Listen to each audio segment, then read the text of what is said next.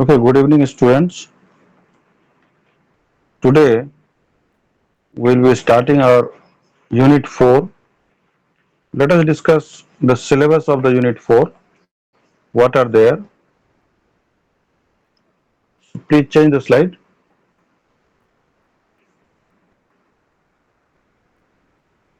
Please change this next slide.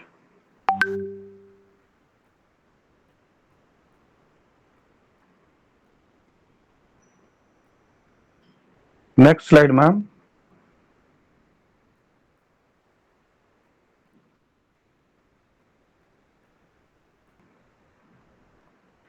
Okay, in Unit 4, we have to study decisions concerning global manufacturing and material management, outsourcing factors, managing global supply chain, product and branding decisions, managing distribution channels, and international promotion. So these are the things under Unit 4 which we have to cover. So let us start. Please change the slide.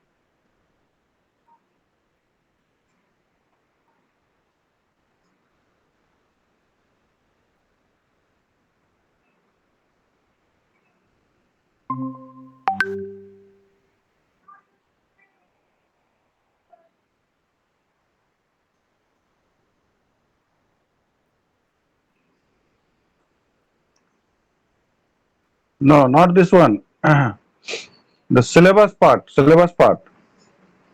Second slide.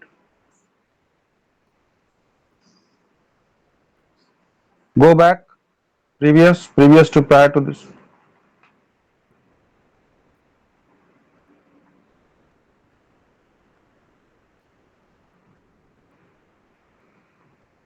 Yes. Next slide. Yes. Syllabus I was discussing. These are the things that we have to study in this Unit 4. What are there? Decisions concerning global manufacturing and material management, outsourcing factors, managing global supply chain, product and branding decisions, managing distribution channels, and international promotion. These are the things we have to cover under Unit 4. Let's start. Now, global manufacturing and materials management. Under this slide, we'll be covering. So let us see the material management. Next slide, please. Material management. What comes to your mind when you hear the word material management? Why management of material is required? There are several factors involved in this international business. You know, for entering into a new market, you have to manage many things, right from the material to labor to fixed cost, variable cost, semi-variable cost, marketing, selling, everything has to be managed. So material management is one of the key factor uh, for being successful in this international business. So let us see material management, the activity that controls the transmission of physical materials through the value chain from procurement through production and into distribution. आप raw material को कैसे procure करते हैं, क्योंकि वो तो physical form में ही आएगा. कुछ भी आपका रॉ मटेरियल, जैसे टाटा स्टील है, टाटा स्टील भी जो है अपना रॉ मटेरियल बाहर से खरीदती है. बहुत सारा ऐसा रॉ मटेरियल है जो कि चाइना से, ऑस्ट्रेलिया से या अफ्रीका से ये प्रोक्योर करती है. तो मटेरियल मैनेजमेंट बहुत बड़ा एक की फैक्टर है, तभी तो आपका मटेरियल को जितना आप कम से कम दाम में उसको सोर्स करेंगे उतना ही ज्यादा आपका प्रॉफिटेबिलिटी होगा। अब लॉजिस्टिक जो दूसरा पार्ट है, एक लॉजिस्टिक स्टैंड्स की, उसमें उसका लॉजिस्टिक का मतलब क्या होता है कि आप तो मटेरियल को मैनेज कर लिए, कहाँ से आपको सोर्स करना है, कहाँ से प्रोक्योर करना है in the physical format, physical form. अब उसको लाना कैसे है अपने प्रोडक्शन हाउस तक, अपने प्लांट तक, वो भी एक बहुत बड़ा इंपॉर्टेंट चीज है। तो मटेरियल मैनेजमेंट का ही पार्ट हुआ, क्योंकि मटेरियल को लाना, अपने प्लांट तक लाना भी बहुत बड़ा एक काम है। The procurement and the physical transmission of material through the supply chain from suppliers to customers. अब देखिए, एक तो हो गया कि आप रॉ मटेरियल को सोर्स किए हैं, और जहां से आप सोर्स किए हैं वहां से आप अपने प्लांट तक ला रहे हैं, एक ये हो गया। अब दूसरा हो गया, वो बनने के बाद फिर उसको आपको कस्टमर तक पहुंचाना है, वो भी एक लॉजिस्टिक पार्ट है। और पहुंचाना है कस्टमर को, कब पहुंचाना है, जब ऐसा ना हो कि वहां पे हमारा स्टॉक खत्म हो गया तब आप यहाँ से आपका लॉजिस्टिक सिस्टम ऐसा होना चाहिए कि जिस कंट्री में भी आपका प्रोडक्ट का डिमांड है, और वहां पे डिमांड आने से पहले, स्टॉक डेंजर लेवल पहुंचने से पहले, in costing we study the danger level of stock. तो स्टॉक का डेंजर लेवल पहुंचने से पहले ही आपका स्टॉक वहां पर मटेरियल पहुंच जाए। This is what logistic tells us.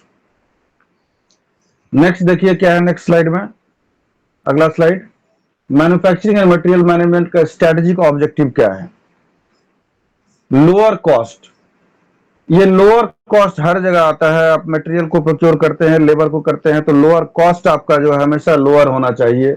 Lower cost रहेगा तभी सब कुछ आगे अच्छा हो पाएगा। Simultaneously increase product quality.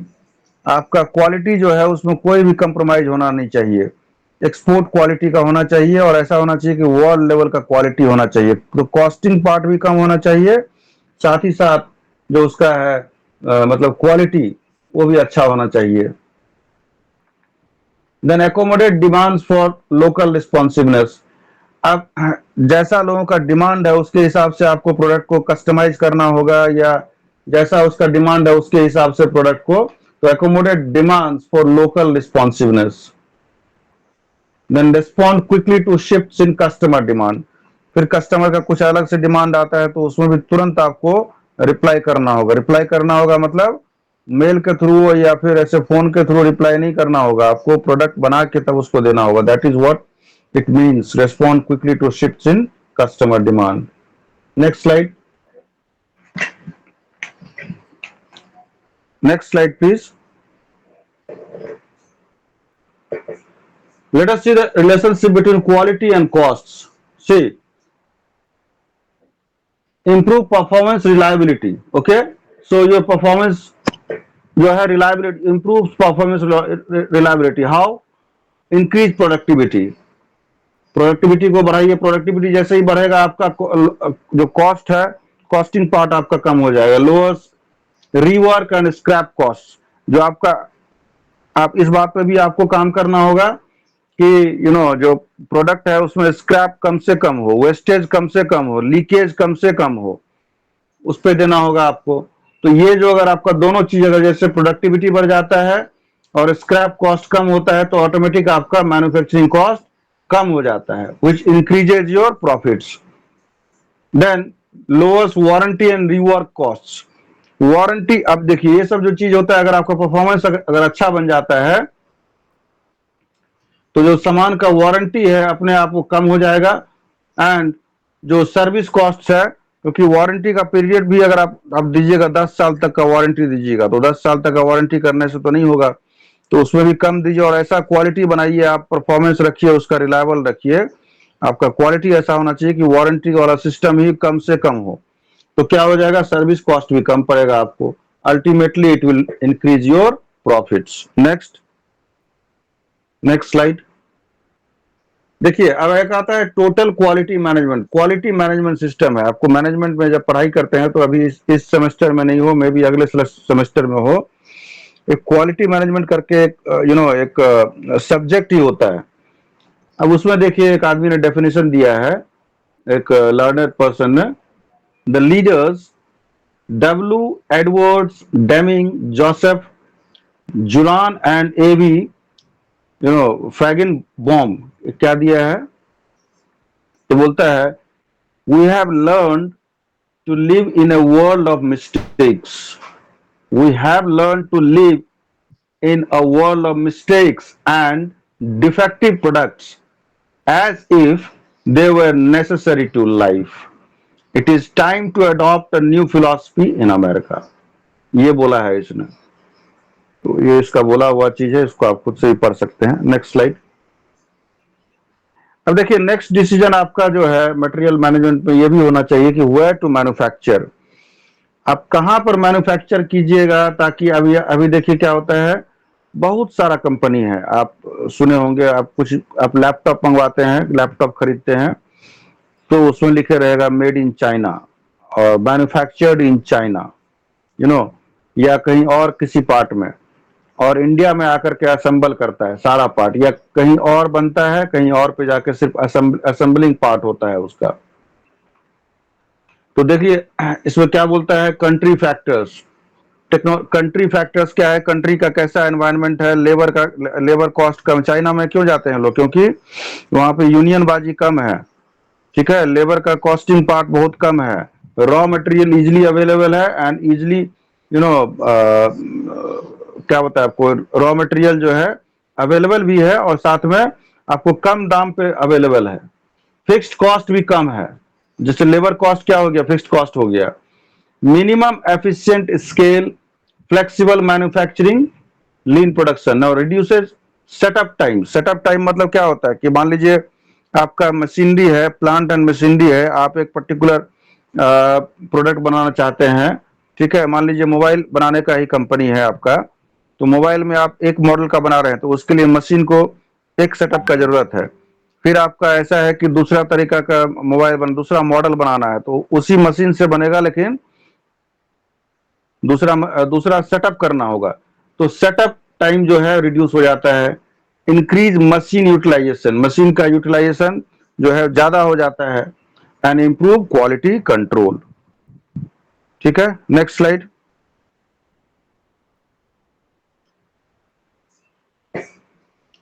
तो ये सबसे सारा आपका क्या हो गया, मास कस्टमाइजेशन हो गया.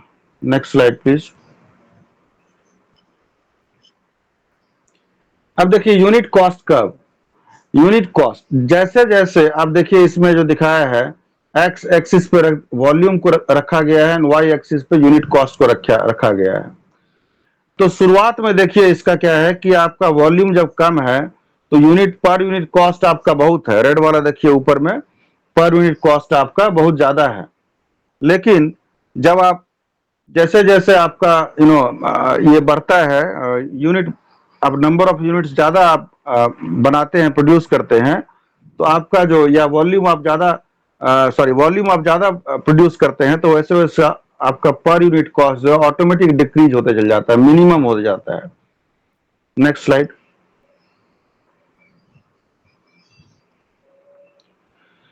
तो ये सबसे पहले हमने देखा कि वेयर टू मैन्युफैक्चर, उसके बाद हमने देखा कि यूनिट कॉस्ट कर्व, ठीक है, उसका मैन्युफैक्चरिंग लोकेशन. अब मैन्युफैक्चरिंग लोकेशंस में आपको देखना होगा कि फिक्स्ड कॉस्ट आर सब्सटेंशियल. सबसे पहले तो फिक्स्ड कॉस्ट आता है भाई, कि हमारा फिक्स्ड कॉस्ट जो है, क्योंकि कोई भी कंपनी जैसे कि एक होता है ना ब्रेक इवन पॉइंट को तभी वो टच करेगी जब उसका कंपनी का फिक्स्ड कॉस्ट कवर जल्दी से जल्दी कंपनी कर पाए. और once the company is able to cover its fixed cost, then only whatever is coming it is your profit. So fixed costs are substantial as well as ki how quickly you are able to cover your fixed costs. Then minimum efficient scale is high. Minimum efficient scale मतलब हुआ कि जैसे जैसे unit number of volume आप बढ़ाते हैं, unit cost आपका कम होते जाता है. Flexible manufacturing technology available. Manufacturing technology ऐसा होना चाहिए कि फ्लेक्सिबल होना चाहिए, ये नहीं कि एक सेटअप के लिए एक सेटअप किए तो एक ही तरह का प्रोडक्ट निकले, फिर दूसरा मॉडल निकालने के लिए, प्रोड्यूस करने के लिए आपको अलग से मशीनरी बैठाना पड़ रहा है. ऐसा नहीं होना चाहिए. ऐसा होना चाहिए टेक्नोलॉजी आपके पास में मशीन का, और ऐसा मशीन एडवांस होना चाहिए कि एक ही मशीन से आप डिफरेंट मॉडल्स का वो निकाल सकते हैं। जैसे एक छोटा एग्जांपल लेते हैं कि जो पोटैटो से जो जो चिप्स बनता है, कुरकुरे बनता है, भुजिया बनता है, तो ये सब क्या है, सारा चीज पोटैटो से बनता है। तो एक सेटअप हमने किया तो उसमें चिप्स निकल गया, दूसरा उसमें सेटअप कर दिया तो एक लॉट में फिर वो निकल गया, कुरकुरे निकल गया, फिर तीसरा किया तो कुछ और निकल गया। तो ऐसा होना चाहिए टेक्नोलॉजी आपका, अलग अलग मॉडल के लिए एक ही मशीनरी से सेटअप कॉस्ट जो है आपका कम पड़े और अलग इन्वेस्टमेंट का जरूरत नहीं पड़े। फिक्स्ड कॉस्ट आर लो, जाइए मैंने पहले ही बता दिया था। Minimum efficient scale is low. Now trade barriers and transportation cost remain major impediments. देखिए ट्रेड बैरियर्स, अब दो कंट्री के बीच में जब आप ये इंटरनेशनल बिजनेस हम लोग पढ़ाई कर रहे हैं, तो जब भी किसी कंट्री में एक आप बिजनेस सेटअप करते हैं तो आपको ट्रेड बैरियर्स के बारे में जानकारी लेना होता है। ट्रेड बैरियर्स क्या है जी, आपके कंट्री का किसी पर्टिकुलर XYZ कंट्री का, मान लीजिए कि एक्स कंट्री में आपको अपना बिजनेस सेटअप करना है और आपका कंट्री है वाई। आपके यहाँ का रूल रेगुलेशन कुछ और कहता है, वहां का रूल रेगुलेशन कुछ और कहता है, वहां का ड्यूटी अलग है। ड्यूटी मतलब जो टैक्सेस है, टैक्सेशन पार्ट आपके यहाँ का अलग है, लॉ है, लोकल लॉज भी फॉलो करना। तो trade barriers and transportation cost वो भी एक बहुत मेजर रोल प्ले करता है इसमें। ट्रांसपोर्ट कितना से जल्दी कर पाए और कम कॉस्ट पर, एंड ट्रेड बैरियर्स जो है वो कम से कम हो। Next slide please. तो ये क्या है, सिंगल और फ्यू लोकेशंस होना चाहिए, और major market location if better meets local demands. Fixed cost are low, minimum efficient scale is low, so major market locations if it is better meets total local demands. Next slide. Product factors and location strategy, ये कल हमने जो discuss किया था slide में बहुत सारा चीज, उसमें प्रोडक्ट फैक्टर हमने डिस्कस किया था एंड लोकेशन स्ट्रेटजी भी डिस्कस किया था। Now two product features affect location decisions. Value to weight ratio, product serves universal needs. देखिए two strategies for locating manufacturing facilities concentrate. देखिए टू प्रोडक्ट फीचर्स आपका दो, जैसे मैंने अभी बताया कुरकुरे एक अलग उसका फीचर है, एंड जो चिप्स है उसका अलग फीचर है। तो अफेक्ट लोकेशन डिसीजन, अगर ऐसा है कि किसी पर्टिकुलर लोकेशन में आप वो एक कुरकुरे बनाते हैं और किसी पर्टिकुलर लोकेशन में आप जो है सो वो चिप्स बनाते हैं, ऐसा इसलिए चूज करते हैं आप क्योंकि आपका एक पर्टिकुलर रीजन में कुरकुरे का डिमांड बहुत ज्यादा है। ठीक है जी। तो टू प्रोडक्ट फीचर्स, दोनों प्रोडक्ट हो गया जिसका कि अलग अलग फीचर है, एंड अफेक्ट लोकेशन डिसीजंस। तो ये क्या है, जो डिमांड है कस्टमर का वो अलग है, किसी पर्टिकुलर प्रोडक्ट का ज्यादा है, किसी पर्टिकुलर प्रोडक्ट का कम है पर्टिकुलर लोकेशन में। तो ये दो प्रोडक्ट का फीचर है affect location decisions. Value to weight ratio, अब देखिए वैल्यू टू वेट रेशियो का मतलब क्या है कि कोई सामान ऐसा हो सकता है कि उसका बहुत ज्यादा वेट है, वेट के हिसाब से बहुत ज्यादा है। रॉ मटेरियल, मान लीजिए कोई ऐसा रॉ मटेरियल है कि उसका वेट बहुत ज्यादा है लेकिन वैल्यू बहुत कम है। ठीक है। लेकिन कोई ऐसा प्रोडक्ट है कि वेट में बहुत कम है लेकिन उसका वैल्यू बहुत ज्यादा है, माने कीमत बहुत ज्यादा है। तो वैल्यू टू वेट रेशियो भी आपको ये देखना होगा। प्रोडक्ट सर्व्स यूनिवर्सल नीड्स, अब ऐसा प्रोडक्ट होना चाहिए आपका यूनिवर्सल नीड्स को सर्व कर पाए, ऐसा प्रोडक्ट बनाइए आप। Now two strategies for locating manufacturing facilities, concentration and this decentralized, concentrated and decentralized. Let us move to the next slide. Next, yes. Now location strategy and manufacturing. देखिए favoured manufacturing strategy, concentrated and decent. Concentrated मतलब ऐसा पकड़ लीजिए कि centralised and decentralised. Decentralised मतलब वो कि उसका जो डिसीजन लिया जाता है किसी भी चीज सेंटर है, they are authorised to take the decision. But in case of concentrated, वो जो कंसंट्रेटेड में क्या है कि आपका जो प्रोडक्ट से रिलेटेड जो भी डिसीजन होगा वो प्रोडक्ट हेड या प्रोडक्ट का डिपार्टमेंट लेगा। अब देखिए country factors, differences in political economy.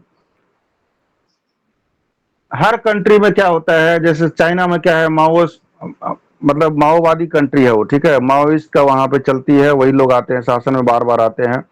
वहां पे प्रेस को उतना आजादी नहीं है, लोगों को उतना बोलने का वो नहीं है, सरकार के खिलाफ कोई नहीं बोल सकता, तो पॉलिटिकल जो है वहां पे, सो डिफरेंसेज इन पॉलिटिकल इकोनॉमी, ठीक है, तो वो अलग है। लेकिन इंडिया में क्या है, कोई भी कुछ भी बोल सकता है, तो इंडिया का सिनेरियो टोटली अलग है, ठीक है। इंडिया में हर 5 साल में इलेक्शन होता है, और यहाँ पे कानून ऐसा है कि सबको बोलने का अधिकार है, कोई भी कुछ भी कह सकता है, कर सकता है, बट चाइना में नहीं है वैसा। So differences in political country factors में आता है पॉलिटिकल इकोनॉमी का, under concentrated substantial but decentralise में फ्यू है। डिफरेंसेज इन कल्चर, हर जगह का कल्चर अलग है, अपने यहाँ का अलग कल्चर है, आपको अमेरिका का कल्चर अलग है। Then differences in factor cost, factor cost कल हमने डिस्कस किया था, बहुत सारा फैक्टर्स है इंटरनेशनल बिजनेस में, उसका कॉस्टिंग पार्ट को बताया गया है। Then trade barriers, trade barriers जैसे मैंने पहले बताया कि बहुत सारा रूल्स एंड रेगुलेशंस है, ठीक है जी। या फिर कोटाज है, कोटाज मतलब कि आप पर्टिकुलर गुड्स को इतने पर्टिकुलर क्वांटिटी में ही उसको इंपोर्ट कर सकते हैं, ताकि उसका जो लोकल मार्केट है या लोकल डोमेस्टिक जो बिजनेस है वो खराब ना हो पाए, उसको भी चांस मिले। देन टेक्नोलॉजिकल फैक्टर्स है, सो country factor, technological factors and product factor. तो टेक्नोलॉजिकल में क्या हो गया, फिक्स्ड कॉस्ट आपका ऐसा होना चाहिए, टेक्नोलॉजी की फिक्स्ड कॉस्ट जो है, सो जैसे कंसंट्रेटेड में क्या हो जाता है, हाई हो जाता है, लेकिन डिसेंट्रलाइज में क्या होता है, लो होता है। मिनिमम एफिशिएंट स्केल कंसंट्रेटेड में हाई है, मैन्युफैक्चरिंग। प्रोडक्ट फैक्टर्स में वैल्यू टू वेट रेशियो, जैसे मैंने बताया, वैल्यू टू वेट रेशियो क्या है, किसी प्रोडक्ट का मान लीजिए बहुत ज्यादा वजन में, लेकिन उसका वैल्यू बहुत कम है, ऐसा होता है बहुत सारा प्रोडक्ट। लेकिन अभी अभी मैं एक सिंपल एग्जांपल देता हूं आपको। एक मान लीजिए कि आपने यू नो अलमीरा खरीदा है, ठीक है जी, गोदरेज का, तो कितना में आएगा, 25,000 में आएगा, मान लीजिए फॉर एग्जाम्पल 25,000 में आएगा, तो उसका कितना वेट होगा, कम से कम 20 किलो होगा, 25 किलो, उतना का होगा अलमीरा। लेकिन अगर आप, तो वेट में इतना ज्यादा है लेकिन वैल्यू में क्या है, 25,000। मान लीजिए कि आप वही आप सोना खरीदते हैं 1 किलो, तो 1 किलो क्या है, वेट में कम हुआ, 25 किलो कहाँ है, और सोना कहाँ 1 किलो है, और 1 किलो सोना का कितना दाम होगा आप अंदाजा लगा सकते हैं। Next slide. तो यही स्ट्रैटेजी रॉ मटेरियल में भी होता है कि बहुत सारा ऐसा रॉ मटेरियल है, एक प्रोडक्ट को बनाने के लिए मान लीजिए 3-4 तरह का रॉ मटेरियल यूज कर रहे हैं। अब उस 3-4 तरह का रॉ मटेरियल में कोई ऐसा रॉ मटेरियल है कि उसका कॉस्टिंग पार्ट बहुत ज्यादा है, वैल्यू बहुत ज्यादा है, लेकिन वेट बहुत कम है। लेकिन ऐसा भी कुछ है रॉ मटेरियल जो कि जिसका कि वेट बहुत ज्यादा है, लेकिन उसका जो दाम है वो बहुत कम है, तो वही बताया जा रहा है। नेक्स्ट देखिए एनफील्ड है, ठीक है। एनफील्ड क्या है, कंपनी के बारे में एग्जांपल दिया है। अभी जैसे है ना कि where to locate, okay, which country to choose, ये सब जो हम लोग पढ़ रहे हैं अभी, कहाँ पे आपको स्टार्ट करना है, कैसे स्टार्ट करना है। देखिए एनफील्ड है वो क्या करती है, instruments, fuel and water गॉजेज plugs बनाती है, ठीक है। अब ये एनफील्ड वाला जो कंपनी है इसका कहाँ कहाँ पे, देखिए ये आपको अमेरिकन एक एग्जांपल दिया है, अलग अलग पार्ट में कहाँ कहाँ से, ये पूरा ग्लोब का एक दिया है, फ्रांस है, जर्मनी है, इटली है, पूरा यूरोप का है ये, ठीक है। तो ये कहाँ कहाँ पर इसका क्या क्या बनता है और कहाँ जाकर के फाइनली असेंबल होता है। देखिए बेलफास्ट एक कंट्री है और ये एक जगह है, वहां पे उसका कार्बोरेटर्स बनता है बेलफास्ट में, ठीक है। उसके बाद ट्रे फॉरेस्ट है, वहां पे स्पार्क प्लग बनाता है वो, ठीक है। स्पेयर पार्ट्स देखिए, different different parts of the world, they are manufacturing different different parts of the product. So Lamington है, वहां पे क्या बनाता है, फाउंड्री प्रोडक्शन ऑफ इंजन वो बनाता है, ठीक है। फाइनल फिर असेंबल कहाँ होता है, डेगनहम में, ये सब सारा चीज को असेंबल करता है डेगनहम में। बॉर्डॉक्स में ट्रांसमिशन बनता है, उसी तरह से अलग अलग जगह में, बहुत सारा जगह में इसका अलग अलग पार्ट बनता है, और लास्ट में फाइनल असेंबली कहाँ होता है? वैलेंसिया में फाइनल असेंबली होता है। तो ये क्या हुआ, ऐसा क्यों किया किसी कंपनी ने, जो एनफील्ड कंपनी है, ऐसा क्यों किया उसने? एक ही जगह जो है, किस कहीं एक जगह अपना अपना लगाता प्लांट, वहीं पर सारा कुछ बनाता, और उसी आसपास में कहीं पर वो करता, उसको असेंबल कर देता। ऐसा एक ये उसके पास ऑप्शन हो सकता था। और ये एक ऑप्शन है, 1 2 3 4 5 6 7 8 9 10, ये 10 जगह पे अलग अलग चीज को असेंबल किया है, और 11वां जगह में जाके उसको अलग अलग जगह में प्रोड्यूस किया या मैन्युफैक्चर किया है, या वहां से सोर्स किया है, और एक जगह जाकर के 11वां जगह जाकर के असेंबल किया है। तो आप देख सकते हैं, ये रेड वाला जो लाइन है, इस कंपनी को जो है वहां से उसका ट्रांसपोर्टेशन या लॉजिस्टिक सिस्टम ऐसा है कि वहां से उसको तुरंत पहुंच जाता है। लेकिन अगर ये किसी एक जगह करे, मान लीजिए सबसे टॉप में अगर करिए, बेलफास्ट जहां पर है वहां पर अगर ये करे कंपनी, तो उसको क्या है कि और सब जो पार्ट है ना, वो उसको बहुत ज्यादा कॉस्टली पड़ जाएगा। वहां से वहां पे उसको लॉजिस्टिक जो पार्ट है उसका बहुत ज्यादा खर्च पड़ जाएगा, और जिस वजह से क्या होगा कि उसका इतना कॉस्टिंग हो जाएगा कि वो प्रोडक्ट इतना दाम का हो जाएगा ना कि कोई खरीदेगा ही नहीं। और खरीदेगा क्योंकि दाम बहुत ज्यादा हो गया कंपनी को बनाने में, तो कंपनी उसका दाम भी रखेगी ज्यादा। तो जब कंपनी उसका दाम ज्यादा रखेगी तो लोग ज्यादा दाम में खरीद नहीं पाएंगे, तो खरीदने लायक दाम में वो नहीं बिकेगा। नहीं बिकेगा तो कंपनी नहीं चल पाएगा। लेकिन ऐसा कंपनी ने इस तरह से प्लान किया है अपना प्रोडक्ट का स्पेयर पार्ट्स को, कि different parts of the world, you know and mainly they are mainly in all Europe. Europe, France है, जर्मनी है, सारा देखिए यूरोप है, ठीक है। वहीं पर बनाता है, अगल बगल का कंट्री से उस सब लेकर के बनाता है, इससे उसको सस्ता पड़ रहा है, और ultimately product is affordable to the customer. Next slide. Strategic role of foreign factories देखिए। अब स्ट्रैटेजिक रोल क्या है जी? Initially established where labour cost low. सबसे पहले आपको देखिए, फॉरेन फैक्ट्री लगाने के पहले आपको पहले कॉस्ट देखिए, चाइना में इतना सारा क्यों मैन्युफैक्चरिंग प्लांट बन रहा है? सबसे बड़ा जो रीजन है, दो चीज है। आप कोई भी चीज बनाने के लिए क्या चाहिए आपको? सबसे पहले तो रॉ मटेरियल चाहिए। वो रॉ मटेरियल चाइना जो है सो जल्दी ये कम कॉस्ट पे मिलता है चाइना में, या चाइना में नहीं मिलता है। आज के डेट में बहुत सारा देश है ना, बहुत सारा कंपनी है, सबका सब चाइना में ही जाके घुस के बनाता है अपना प्रोडक्ट। कुछ ना कुछ तो होगा वहां पे राज। लेबर कॉस्ट वहां पे सबसे कम है दुनिया में, जितना लेबर कॉस्ट है ना, और एफिशिएंट लेबर, स्किल लेबर। ऐसा नहीं कि लेबर जो मैंने कल एग्जांपल दिया था कि साक्षी में जो खड़े रहते हैं वैसे लेबर नहीं है। They are skill labour, they are efficient labour, and without any union बाजी। So they are ready to work 8 hours, means 8 hours they will work, ठीक है। But in Indian scenario, you will find that lot of political disturbances are there, lot of union baji is there. So first of all, initially established were labor costs low. Later, important centers for design and final assembly.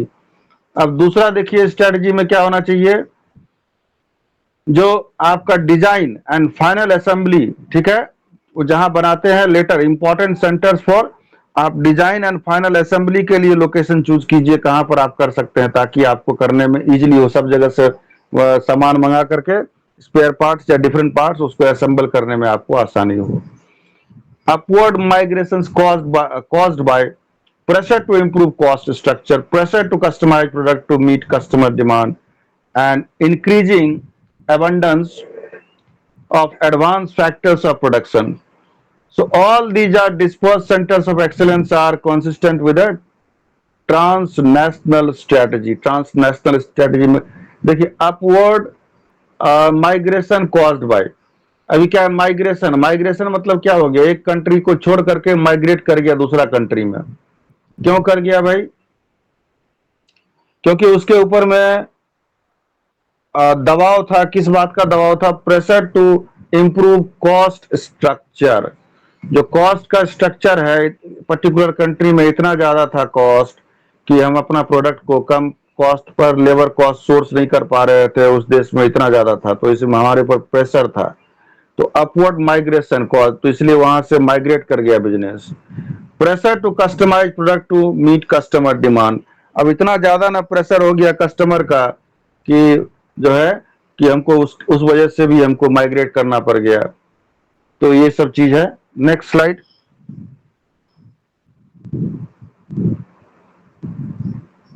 Next slide please.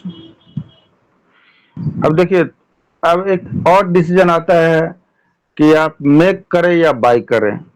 ठीक है, जैसे हम लोग financial management में पढ़ते हैं कि आप कैपिटल जो फर्म में या बिजनेस में ओन कैपिटल और बोरोड कैपिटल, खुद का आप धन लगाइएगा, पूंजी लगाइएगा, कि बाहर से आप पूंजी लेके लगाइएगा, उधार लेकर के, कर्ज लेकर के। तो वो फाइनेंशियल मैनेजमेंट में पढ़ा जाता है। लेकिन यहाँ पे क्या पढ़ना है अपने को? मेक और बाय। मतलब आप जो है जो प्रोडक्ट है उसको बनाइएगा या खरीद करके उसको इंपोर्ट करके उसको री एक्सपोर्ट कीजिएगा। ठीक है, या सोर्स करके, ऐसा होता है ना, एक प्रोडक्ट को खरीदा और उसी को फिर और कुछ करके या बिना कुछ किए उसको एक्सपोर्ट कर दिया। आपको मैं एक एग्जांपल देता हूं। जैसे देखिए, एक छोटा सा एग्जांपल लेते हैं इंडियन कॉन्टेक्स्ट में, और वो आपको हैंडीक्राफ्ट से रिलेटेड देता हूं, मेरे माइंड में अभी तुरंत आया है। मधुबनी पेंटिंग का आपने नाम सुना होगा। बहुत अच्छा पेंटिंग आता है, वो पेंटिंग होता है मिथिला पेंटिंग। ठीक है, वो कहाँ? मधुबनी में बनता है। Madhubani is a small place in Bihar, and the Madhubani paintings are very very famous, not only in India but in abroad also, and are in huge demand. तो मान लीजिए आप जो है बिजनेस करना चाहते हैं मधुबनी पेंटिंग का, तो आप क्या करेंगे? कुछ जो पेंटर्स हैं, कुछ जो कारीगर हैं, कुछ जो अच्छे लोग जानकार हैं, उनको हायर कीजिएगा, उनको बोलिएगा कि भाई आप बनाइए। एक ये हो सकता है। या ऐसा हो सकता है कि आप ऑर्डर लीजिएगा बाहर से, कस्टमर्स का आपके पास में ऑर्डर आएगा, और वो ऑर्डर आप दीजिएगा अपने जो वो लोग जो बनाते हैं वो कलाकार को दीजिएगा कि भैया आप बना दीजिए, आप 10 दिन का टाइम लीजिए, 1 महीने का टाइम लीजिए, बनाइए और मुझे दीजिए। तो या आप अपना एक फैक्ट्री बनाइए, या आप एक अपना एक जगह बनाइए जहाँ पे उनको हायर कीजिए और उनको सारा मटेरियल दीजिए, सारा रॉ मटेरियल, और बोलिए कि बनाइए, हमारे पास जो जो ऑर्डर होगा उसके हिसाब से बनाइए। तो उसमें आपको देखना होगा कि दोनों में क्या एडवांटेज एंड क्या डिसएडवांटेज है। पहला केस में कि मेक, अगर हम मेक वाला बनाते हैं तो उसमें हमको कितना कॉस्ट पार्ट लगता है, कॉस्टिंग लगता है, और कितना प्रॉफिट आता है।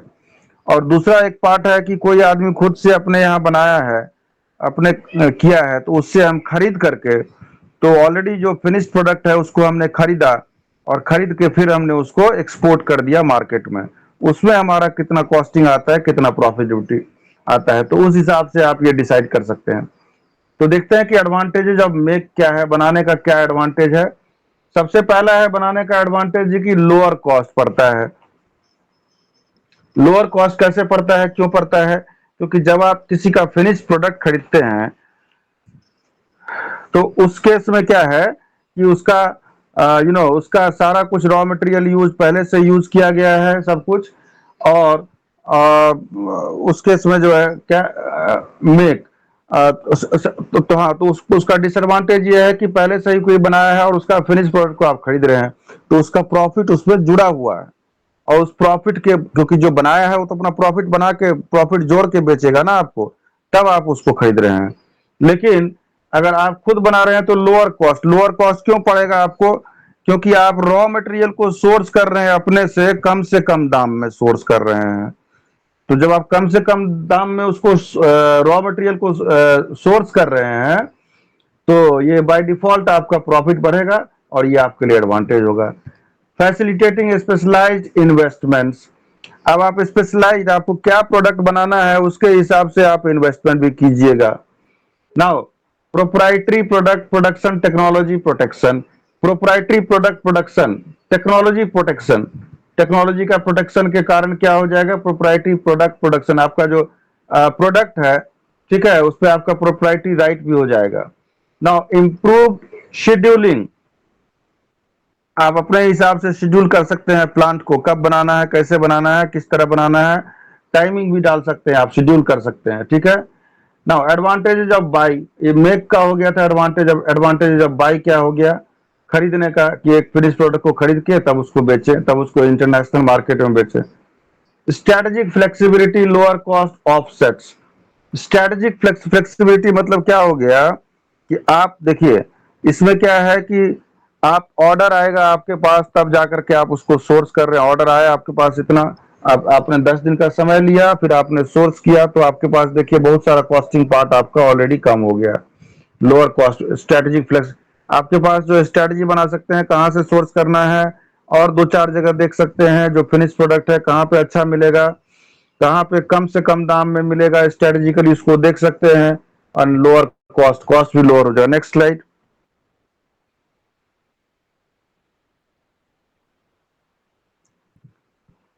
Coordinating a global manufacturing system.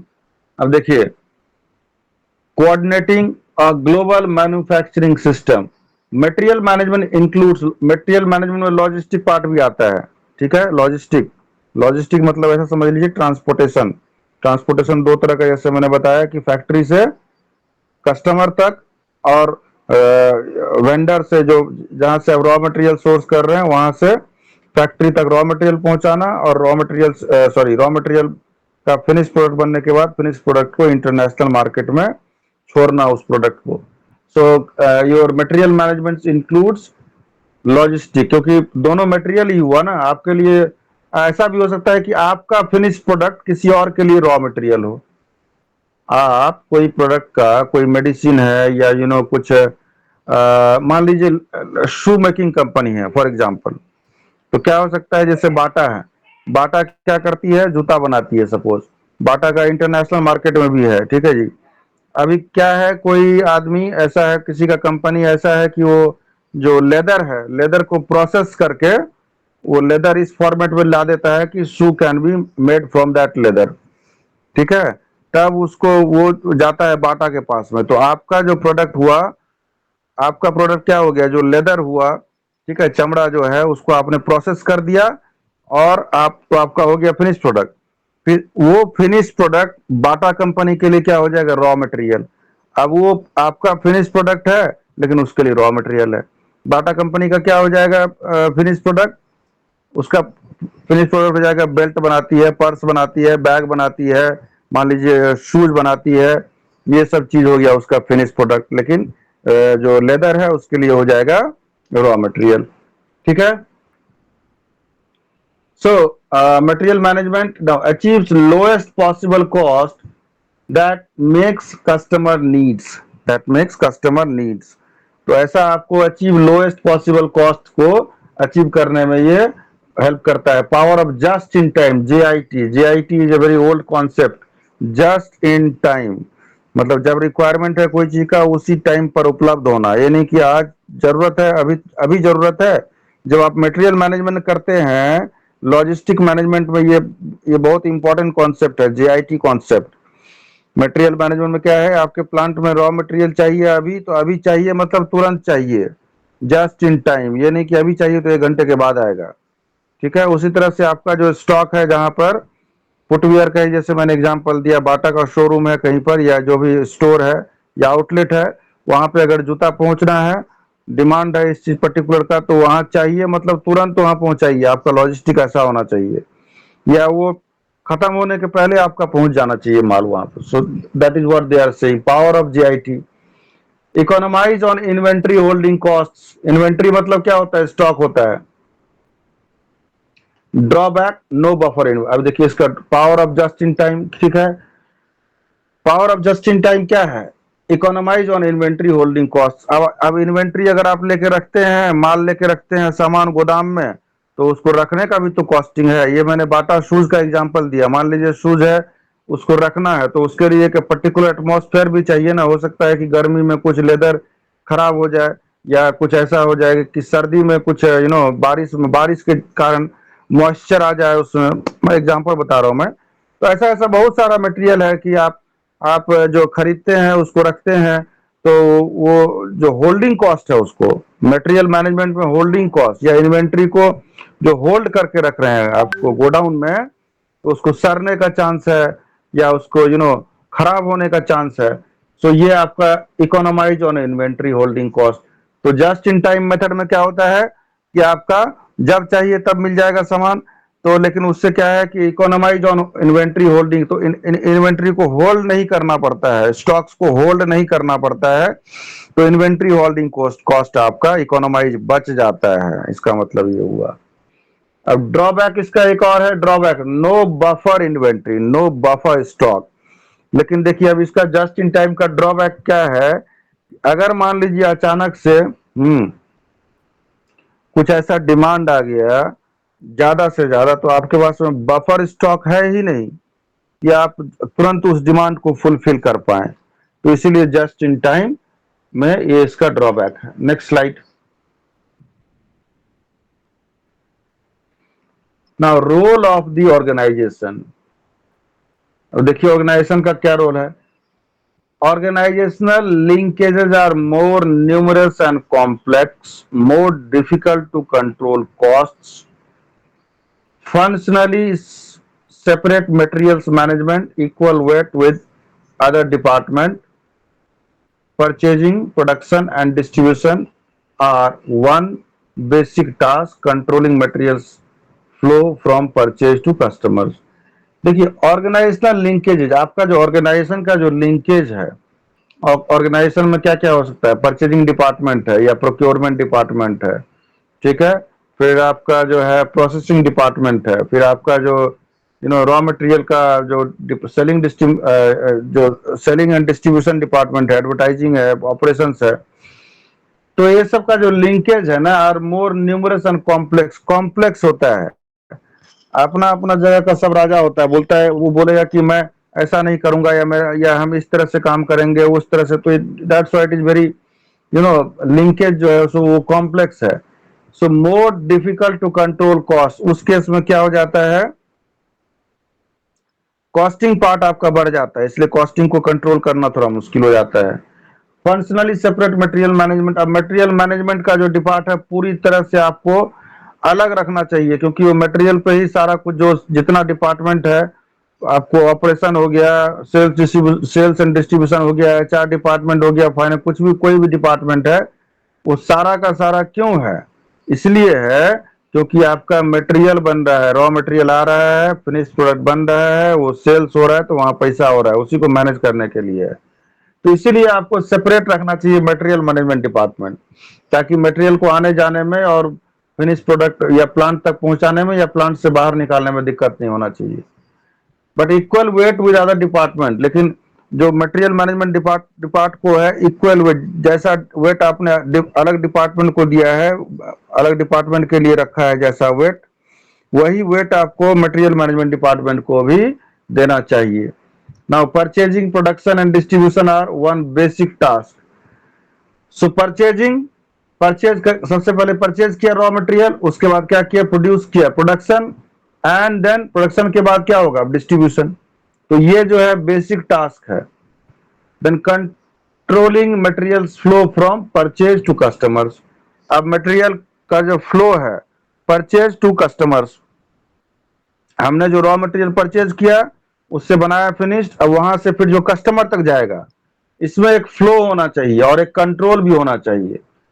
तो इस तरह से आपको मैनेज करना होगा। ऑर्गेनाइजेशन ऐसा होना चाहिए कि ये सब में कहीं बाधा नहीं हो और अच्छे से सारा चीज चले। Next slide, next slide please.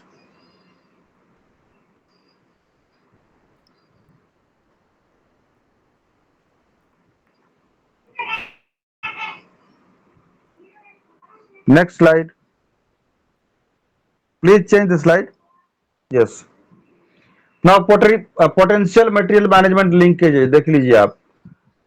ये दिया है मार्केट ए, मार्केट बी, मार्केट सी। मार्केट ए कहां पर है जी, नॉर्थ अमेरिका में है। मार्केट बी है यूरोप में। मार्केट सी कहां पर है, फार ईस्ट में है वो, ठीक है। अब देखिए लिंकेज देखिए सब में, मार्केट ए, मार्केट बी, मार्केट सी में। अब देखिए प्लांट 1, प्लांट 2, प्लांट 3। प्लांट 1 है मार्केट ए में, नॉर्थ अमेरिका में, ठीक है। प्लांट यू नो 2 है यूरोप में, मार्केट बी में, एंड प्लांट सी है आपको फार ईस्ट में। तो अब ये ऐसा लेकिन है, ऐसा लिंकेज है कि एक प्लांट से दूसरे प्लांट का, दूसरे प्लांट से तीसरे प्लांट का, और एक मार्केट से दूसरे मार्केट का, एक मार्केट से दूसरे मार्केट का, साथ ही साथ एक मार्केट से दूसरे प्लांट का, और तीसरे मार्केट से पहले प्लांट का, ऐसा होना चाहिए लिंकेज।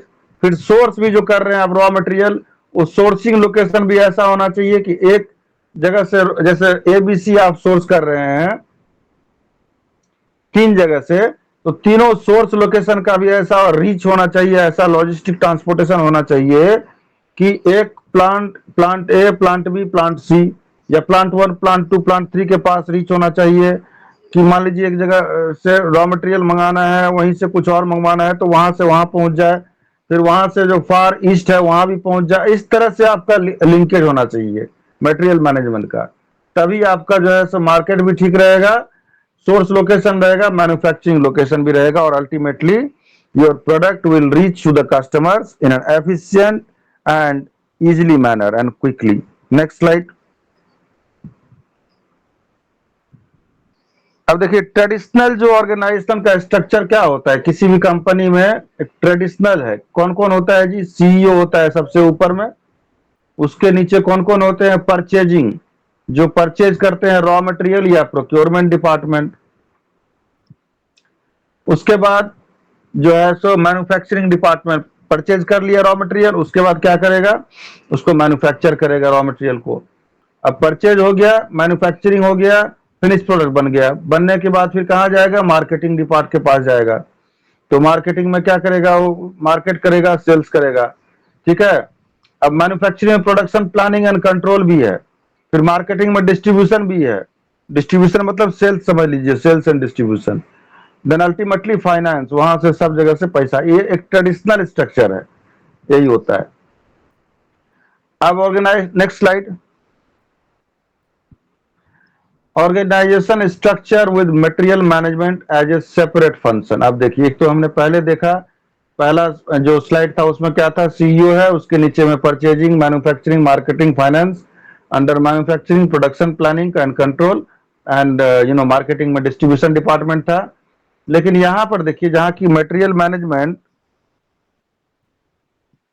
सेपरेट फंक्शन उसको रखा है, तो सबसे पहले सीईओ होगा या स्ट्रेटेजिक मैनेजर होगा। उसके नीचे में कौन होगा जी? मटेरियल मैनेजमेंट होगा। Under the material management, material management के अंदर में होगा 3 डिपार्ट। क्या सब होगा? Purchasing department, production planning and control department, distribution department. तो ये तीनों डिपार्ट किसके अंदर आएगा? वो आएगा मटेरियल मैनेजमेंट के अंदर में आएगा। फिर उसके बाद जो है so marketing, manufacturing and finance, वो ऐसे ही रहेगा। लेकिन पहला स्ट्रक्चर और इसमें क्या डिफरेंस है? ये डिफरेंस ये है कि ट्रेडिशनल स्ट्रक्चर में जो है परचेजिंग डिपार्टमेंट है, और परचेजिंग डिपार्टमेंट है, मैन्युफैक्चरिंग में आता है, मैन्युफैक्चरिंग है। जबकि ये जो ऑर्गेनाइजेशनल स्ट्रक्चर जहां पे कि सेपरेट डिपार्टमेंट होता है, उसमें मटेरियल मैनेजमेंट के अंदर में परचेजिंग डिपार्टमेंट आता है। जबकि प्रीवियस में क्या था? परचेजिंग डिपार्टमेंट अलग से था। यहाँ पे परचेजिंग डिपार्ट को कर दिया है मटेरियल मैनेजमेंट में, प्रोडक्शन प्लानिंग को भी एंड डिस्ट्रीब्यूशन को भी। Next slide. अब देखिए रोल ऑफ इंफॉर्मेशन टेक्नोलॉजी, ये सबसे बड़ा इसका रोल है, बहुत ज्यादा रोल है। आज के जमाने में कोई भी बिजनेस कुछ भी काम करने के लिए इंफॉर्मेशन टेक्नोलॉजी बहुत बड़ा रोल प्ले करता है। So role of information technology क्या है? Track component parts of assembly to assembly plant. आपका जो कंपोनेंट, जो जो स्पेयर पार्ट्स है या जो पार्ट है, उसको track component parts to assembly plant. मतलब देखिए, आपको बैठे बैठे मालूम चल जाएगा कि असेंबली प्लांट में क्या हो रहा है, ट्रैकिंग हो जाएगा। ऑप्टिमाइजिंग प्रोडक्शन शेड्यूलिंग, प्रोडक्शन का क्या शेड्यूलिंग है उसको ऑप्टिमाइज कर देगा। Accelerate production with necessary when necessary, ऐसा टेक्नोलॉजी आ गया है। आपको याद होगा जब हम लोग जो हम लोग पहले, याद नहीं होगा तो जान लीजिए, टाटा स्टील में जब रूसी मोदी थे, रूसी मोदी के बाद जाने के बाद डॉक्टर जे जमशेद जे ईरानी आए। तो जब जमशेद जे ईरानी आए तो उन्होंने ही ये स्कीम चालू किया था, VRS ESS, golden handshake scheme. ये सब क्या है? VRS voluntary retirement, ESS early separation and golden handshake. पैसा दे दे करके लोगों को हटाया, जो एम्प्लॉय है एग्जिस्टिंग। क्यों हटाया? क्योंकि कंपनी में उतना आदमी का जरूरत नहीं है। क्यों नहीं जरूरत है? तो क्योंकि कंपनी को ओवर ऑयल किया इसने। ओवर ऑयल किया मतलब ऐसा किया कि कंपनी को पूरी तरह से बदल दिया, पूरी तरह से एडवांस टेक्नोलॉजी ला दिया। तो एडवांस टेक्नोलॉजी ला दिया तो जो पुराने जो लोग थे, जो मैनुअल काम करते थे, हाथ से काम करते थे, तो उनका जरूरत नहीं रह गया। नहीं रह गया तो कंपनी ने ESS VRS ये सब ला के कंपनी लोगों को पैसा दे करके या सैलरी देते रहा 60 साल तक, बेसिक DA या जो भी है, वो सब स्कीम ला के लोगों को छटनी किया, हटाया। तो क्यों लाया? अगर कंपनी ऐसा नहीं करता, टाटा स्टील, तो आज के डेट में ये सरवाइव नहीं हो पाता। तो आपको क्या करना पड़ता है जी? बोल्ड डिसीजन लेना पड़ता है। कंपनी सरवाइव करेगी तभी और भी जो लोग हैं, या जमशेदपुर शहर में क्या है, Tata steel and Tata Motors, यही तो कंपनी है, और सब उसी के बदौलत इतना कंपनी है, इतने लोगों का रोजगार है। तो ये डिसीजन लिया गया। तो वही मैं कह रहा हूं कि रोल ऑफ इंफॉर्मेशन टेक्नोलॉजी देख लीजिए कितना रोल है इसका।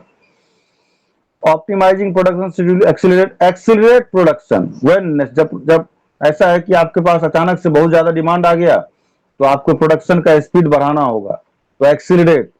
Now creating linkages between firm and it's suppliers and shippers. Shippers मतलब जो बहुत सारा सामान है वो कैसे जाता है? थ्रू शिप जाता है, ठीक है। तो जो सप्लायर्स है, सप्लायर्स के पास और शिपर्स के पास ऐसा लिंकेज वो बैठा देगा आपको इंफॉर्मेशन टेक्नोलॉजी से, कि काम इजी हो जाएगा। आप देखिए ना, पहले के जमाने में टेलीग्राम जाता था, कहीं किसी को जल्दी से जल्दी कुछ इंफॉर्मेशन देना है तो टेलीग्राम भेजते थे लोग। आज के डेट में लोग टेलीग्राम जानते भी नहीं है क्या होता है। एक एक व्हाट्सएप, तुरंत लोग क्या करेगा, सीधा वीडियो कॉल कर लेगा या मेल लिखेगा। कुछ ऑफिशियल चीज है तो मेल, अभी मेल हमने यहां से लिखा और 1 मिनट में आपके पास, 1 मिनट क्या उससे भी कम समय में आपके पास पहुंच गया। पहले टेलीग्राम जाता था 24 घंटा में। तो देख लीजिए कितना है टेक्नोलॉजी एंड ये सब का। Communicate without time delay minimises paper work. अब टेक्नोलॉजी आने से क्या हो गया जी, कोई भी अब जो है सो लिखना नहीं, हाथ से पेन से लिखना नहीं पसंद करता है। तो minimises paper work and communicate without time delay, बिना टाइम डिले काम हो जाता है। आगे स्लाइड। ये देखिए टिम्बरलैंड है। ये टिम्बरलैंड का जूता आता है, बहुत कॉस्टली है, 30,000 40,000 है। और ऐसा मुझे तो कोई खास नहीं लगता है, पता नहीं क्या है इसमें इतना दाम है। तो ये देखिए टिम्बरलैंड है, इसका आप 40,000 का एक जूता आता है, 30,000 38,000 40,000 ऐसे करके। ठीक है। With this I have completed your this thing. I have completed decisions concerning global manufacturing and material management. I have completed. Okay. Now let us move to our next topic. The next topic is what? Outsourcing factors. ठीक है। देखिए इस photo में, देखिए decision making factors for outsourcing. इस आदमी के पास देख लीजिए कितना सारा काम है और ये बेचारा अकेले है, इतना कंफ्यूज है, सिर पकड़ के खड़ा है। कौन सा काम करें, कौन सा काम अपने करें? सब काम आप अपने चाहिएगा कर लेने, वो पॉसिबल नहीं हो पाएगा। There are few no there are works in the company और in organisation like main work, productive work, unproductive work, then auxiliary work, or you can say subsidiary work. And one person can be efficient or skilled in a particular thing. One person cannot be efficient in everything. Her field में होता है, लेकिन as a company आपको क्या है कि हर, मान लीजिए आप अकाउंटिंग का वर्क में आप जो है सो नहीं है, जैसे आपने सुना होगा, देखिए आउटसोर्सिंग से ये भी आता है, आपने BPO एंड KPO सुना होगा। What is BPO? BPO is basically business process outsourcing and KPO stands for knowledge process outsourcing. दोनों में देखिए डिफरेंस क्या है। बीपीओ में देखिए आप वॉइस, देखिए आप जो ये जो जितना ये सब कॉल सेंटर वाला काम है, बहुत सारा बीपीओ है जो जैसे वोडाफोन का है, ठीक है जी, या कुछ कस्टमर केयर सर्विस है, वो सब क्या किया है उन लोगों ने, आउटसोर्स कर दिया है। मोबाइल कंपनी जो उसका काम क्या है, सिम बेचना, कनेक्शन बेचना, प्लान बेचना, लेकिन उसका जो और भी सर्विस रिलेटेड जो आता है या क्वेरीज रिलेटेड जो भी चीज आता है, ये मोबाइल कंपनी का ही नहीं मैं बता रहा हूँ, बैंकिंग सेक्टर में ले लीजिए, इंश्योरेंस सेक्टर में ले लीजिए, क्या आपको लगता है कि उसका अपना आदमी रहता है वो कस्टमर केयर पे? नहीं, वो कौन रहते हैं, वो लोग आउटसोर्स वाले हैं, सारे सारे के सारे। तो आउटसोर्सिंग कंपनीज में जो रहते हैं लोग, आपको मतलब जो उस पर्टिकुलर जॉब में ट्रेंड है। यहाँ जमशेदपुर में भी एक इसार करके है, ESSAR, वो डिमना डिमना चौक में है, एक कॉल सेंटर है, बहुत बड़ा और बहुत पुराना है, आप देखिएगा कभी उधर जाकर के, डिमना चौक के पास में। तो वो क्या होता है, वो एक्सपर्ट लोग होते हैं, आपके सारे क्वेरीज को टेक्निकल एक्सपर्ट से या और भी जो एक्सपर्ट है उनसे वो राय लेकर के या जवाब लेकर के आपको तुरंत आपको सॉर्ट आउट कर देते हैं। जबकि वो किसका काम कर रहे हैं, किसी पर्टिकुलर मेन कंपनी का ही काम कर रहे हैं, प्रोडक्ट से रिलेटेड काम ही कर रहे हैं, लेकिन वो आउटसोर्स्ड काम है, मतलब कंपनी का मेन काम नहीं हुआ। वो कंपनी का मेन, जैसे मोबाइल कंपनी का क्या हुआ, प्लान बेचना, सिम बेचना, मोबाइल बेचना, लेकिन जो अभी बेच तो दिया, लेकिन साथ में जो सर्विस रिलेटेड बहुत सारा है या क्वेरी रिलेटेड है या नॉलेज रिलेटेड चीज है, वो उसको होगी। तो this is called BPO. Now what is KPO? KPO is basically knowledge process outsourcing.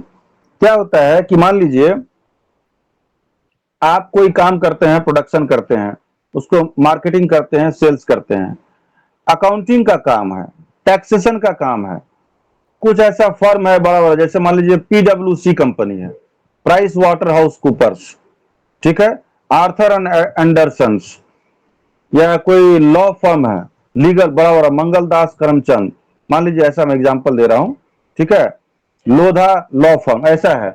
They are very much expert in corporate law, taxation matters, criminal matters, civil matters.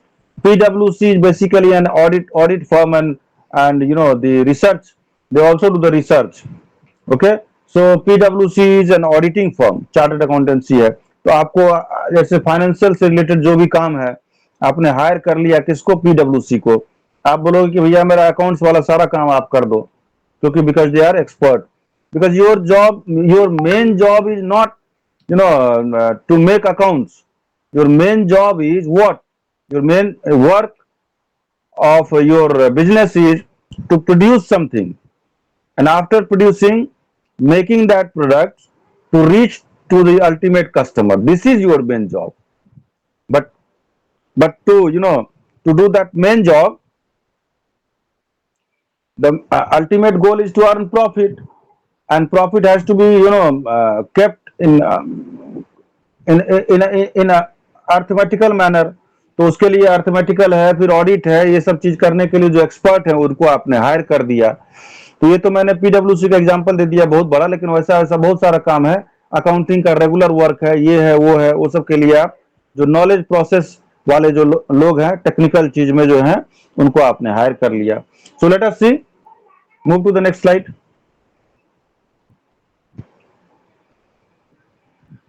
Let us see what is an outsourcing decision.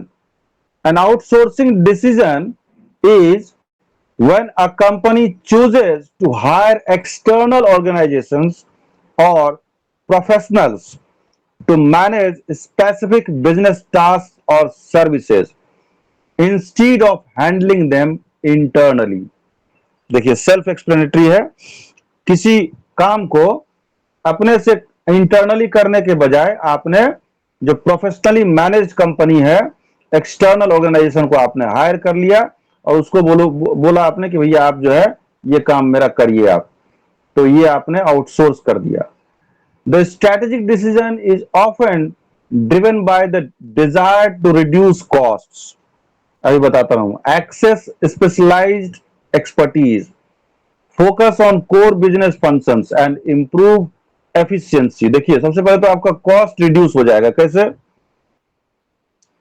जो ये company काम करती है उसको आपने outsourcing पर दे दिया कुछ काम, जो आपका मेन बिजनेस नहीं है, मेन कोर काम नहीं है, तो नॉन कोर काम आपने दे दिया उसको, तो आपका कॉस्ट रिड्यूस हो जाएगा। कैसे हो जाएगा?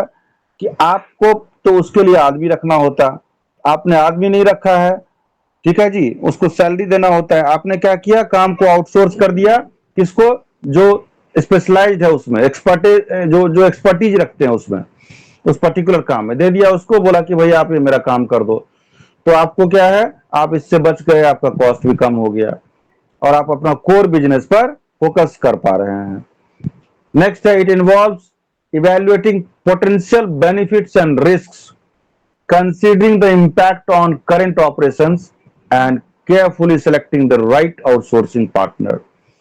लेकिन इसमें रिस्क है। रिस्क क्या है? कि आपको केयरफुली सेलेक्ट करना होगा, एक बढ़िया पार्टनर होना चाहिए, स्किलफुल होना चाहिए, एक्सपर्ट होना चाहिए, ये नहीं कि किसी को आप दे दिया आपका अपने काम। This approach can significantly affect a companies operational dynamics and competitiveness. ये अप्रोच जो है, मान लीजिए बाहर से करवाते हैं, तो लेकिन बाहर से जो भी आप कुछ काम करवाते हैं, अभी एक और एग्जांपल देता हूं मैं आपको। टाटा मोटर्स का बहुत सारा जो काम है, ठीक है जी, मान लीजिए टाटा मोटर्स गाड़ी बनाती है, कुछ करती है, कुछ बनाती है, तो उसका बहुत सारा काम जो है ना आउटसोर्स है। स्पेयर पार्ट्स जो आदितपुर में है, गमरिया में बहुत सारा कंपनी बनाती है, और वहां से ला करके सीधा टाटा मोटर्स अपने यहाँ असेंबल कर लेता है। तो लेकिन अगर वो आपके हिसाब से नहीं बनाएगा, वहां तो टाटा मोटर्स ही लिखा रहेगा गाड़ी में, या कोई ये तो नहीं लिखा रहेगा कि आदितपुर या गमरिया का या स्मॉल इंडस्ट्री का किसी ने बनाया है। तो कुछ होगा तो कस्टमर किसको क्लेम करेगा? टाटा मोटर्स को करेगा। तो ये इसमें रिस्क है कि आपका जो होना चाहिए वो उसके हिसाब से होना चाहिए, आपके ब्रांड के हिसाब से, ताकि उस पर कोई फर्क नहीं आए। ठीक है जी, next slide. Why outsourcing decisions are important?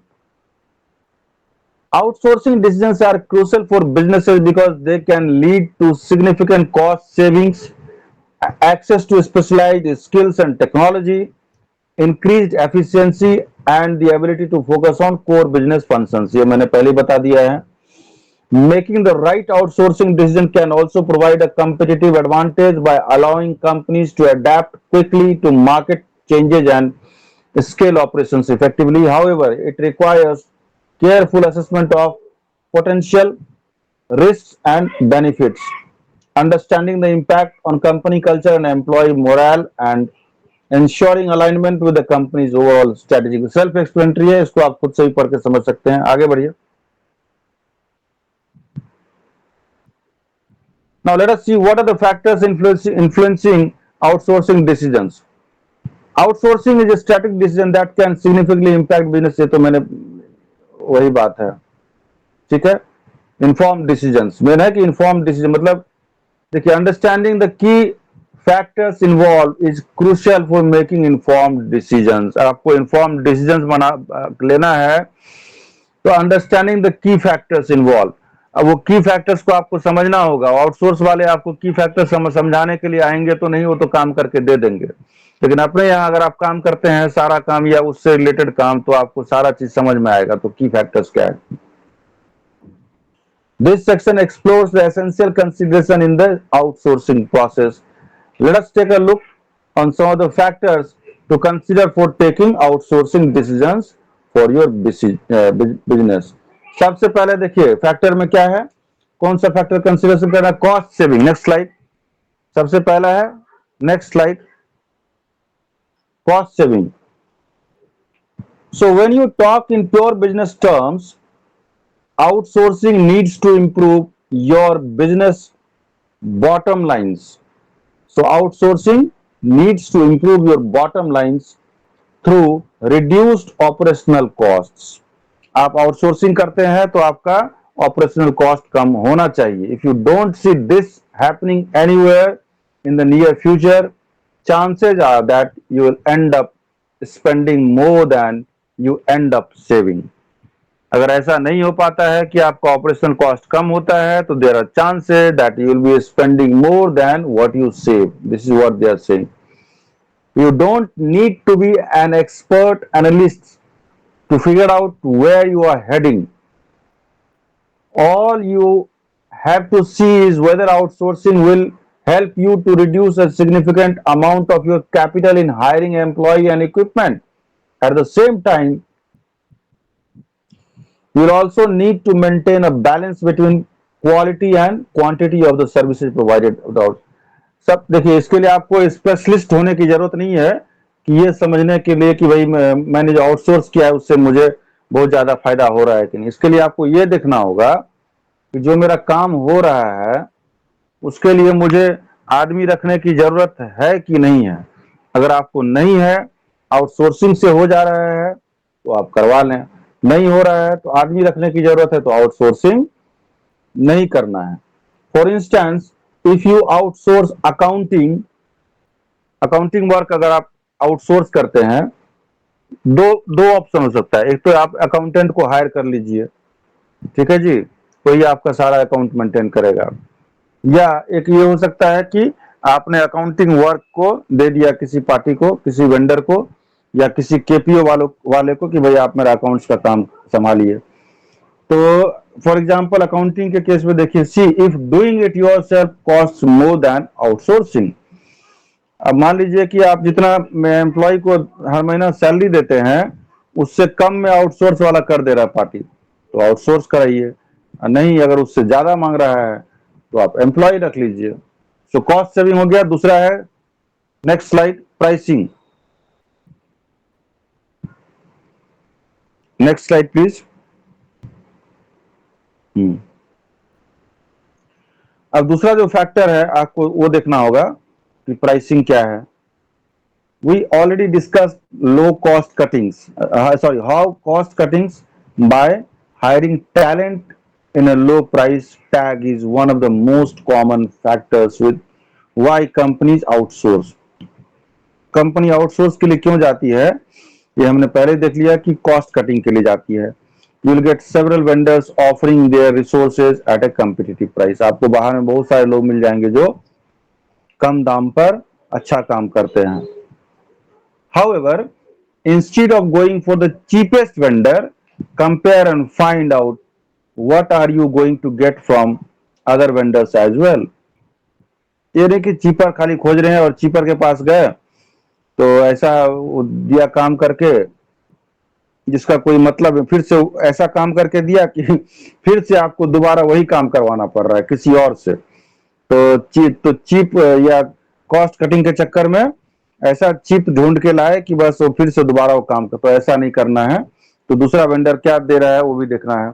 For instance, some vendors will also offer customer support at no extra charge, which is a great deal in itself. Just remember that although price is an important factor, it should not be only factor, but that helps you zero in on a vendor. Zero in मतलब क्या हो गया कि मतलब select करना। Zero in, I have जीरोड इन, मतलब मैंने ये काम के लिए मैंने वो डिसीजन ले लिया। ठीक है, next slide. Now the resource and technology, resources and technology. Technology and resources are two considerations that are essential when you choose to outsource. Technology and resource, these are two resources. Ask the vendor about the tools and technologies they are going to use for your project and how capable are they of handling all your outsourcing needs. ये सब question पूछना होगा उसको कि आपके पास क्या technology use करते हैं, क्या टूल्स है एंड कितना कैपेबल है वो। ये तो आपको क्वेश्चन करना ही चाहिए, तभी आप उसको अपना काम दीजिएगा ना। What about resources? Are they well trained for the assignments? उसके पास स्टाफ कैसे हैं वो सब देखना होगा। Does the vendor have an office with up-to-date system and can handle the most rigorous of the outsourcing functions? ये पूछना चाहिए, आपको देखना चाहिए। Answer to the question like these will lead the way to select the apt vendor who has the best resources and updated technology for seamless handling of your business functions. Next slide. The ability to meet deadlines. देखिए, अब आप business कर रहे हैं तो देख लीजिए इसमें आपको डेडलाइन, आपको भी डेडलाइंस है और और अगर आपका आउटसोर्स पार्टी अगर डेडलाइंस समय पर नहीं दिया करके, तो फिर आप ही फेल हो जाइएगा. So the ability to meet that deadlines, timeliness is in outsourcing is an important as the cost. तो timeliness जो है उसी तरह important है जैसा cost है. For instance, if a vendor fails to toe the deadlines, it can lead to major bottlenecks that alone will nullify any cost saving benefits that you had anticipated while hiring them. अगर मान लीजिए समय पे deadline पे आप काम पूरा नहीं कर पाए, तो आपको पता है बहुत जगह ऐसा होता है कि if you are unable to see, I have a production house, I am sourcing material from you, and that material, you are sourcing from someone else. So if no there will be an agreement between me and you that if you are not able to deliver the material within a specific time, then I will penalize you. That agreement will be there. यानी कि late हो गया sir, 2 दिन late हो गया, 4 दिन, ऐसा नहीं होता है. 1 दिन भी लेट होगा तो क्योंकि जो मेरा मैं भी किसी को दूंगा तो वो मुझे पेनल, क्योंकि मैंने भी लोन लिया है, मैंने भी सारा मेरा कॉस्टिंग जा रहा है, तो मैं आपके ऊपर में वो सब चार्ज करूंगा. तो आप चार्ज कर आपके ऊपर चार्ज क्यों होगा? वो इसलिए होगा क्योंकि आपका जो आउटसोर्स पार्टी है उसने आपको समय पर डिलीवर नहीं दिया, टाइमलीनेस नहीं है वो, जिस वजह से आपको ये सब भुगतान करना पड़ रहा है. तो क्या बोलता है? You need to ensure that vendor, no sorry, timeliness is in outsourcing is as important as the cost. For instance, if a vendor fails to toe the deadline, it can lead to major bottlenecks that alone will nullify any cost saving benefits that you had anticipated while hiring them. Next is, you need to ensure that vendor adheres to the promised quality and timeliness. One of the ways to do this by making all your queries beforehand. If you find that the vendor has little quality control measures or does not have any backup plan, should they miss a deadline, it is better not to hire them in the first place. Next slide. Minimal supervision.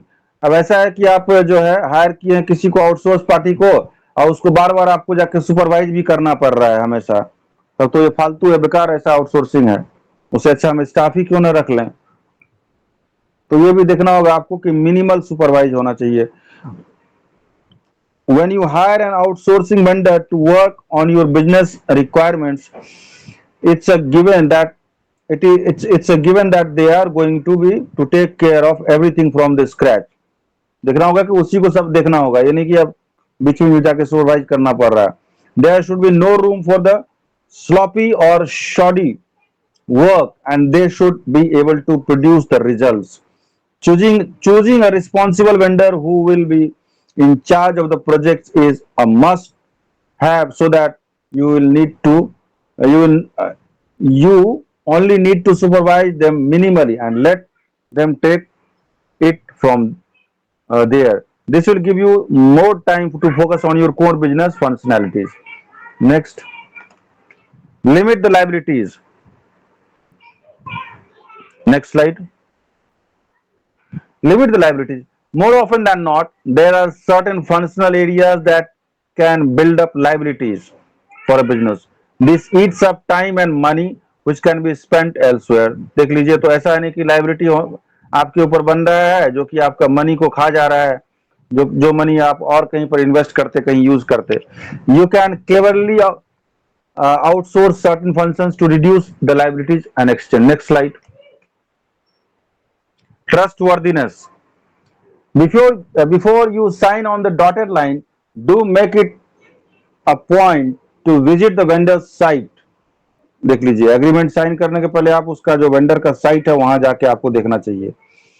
Apart from this, also research on the internet to find more about the firm, the infrastructure, safety practices, and the team that works there. ये सब चीज आपको देखना चाहिए. This will help you assess the reliability of the service providers. If you have a reference who have worked with a vendor, अगर किसी का reference मिलता है कि जो उसके साथ में काम किया है, तो आपके लिए वेल एंड गुड रहेगा कि ट्रस्ट वर्दीनेस के बारे में उसके बारे में बताएगा. Next slide.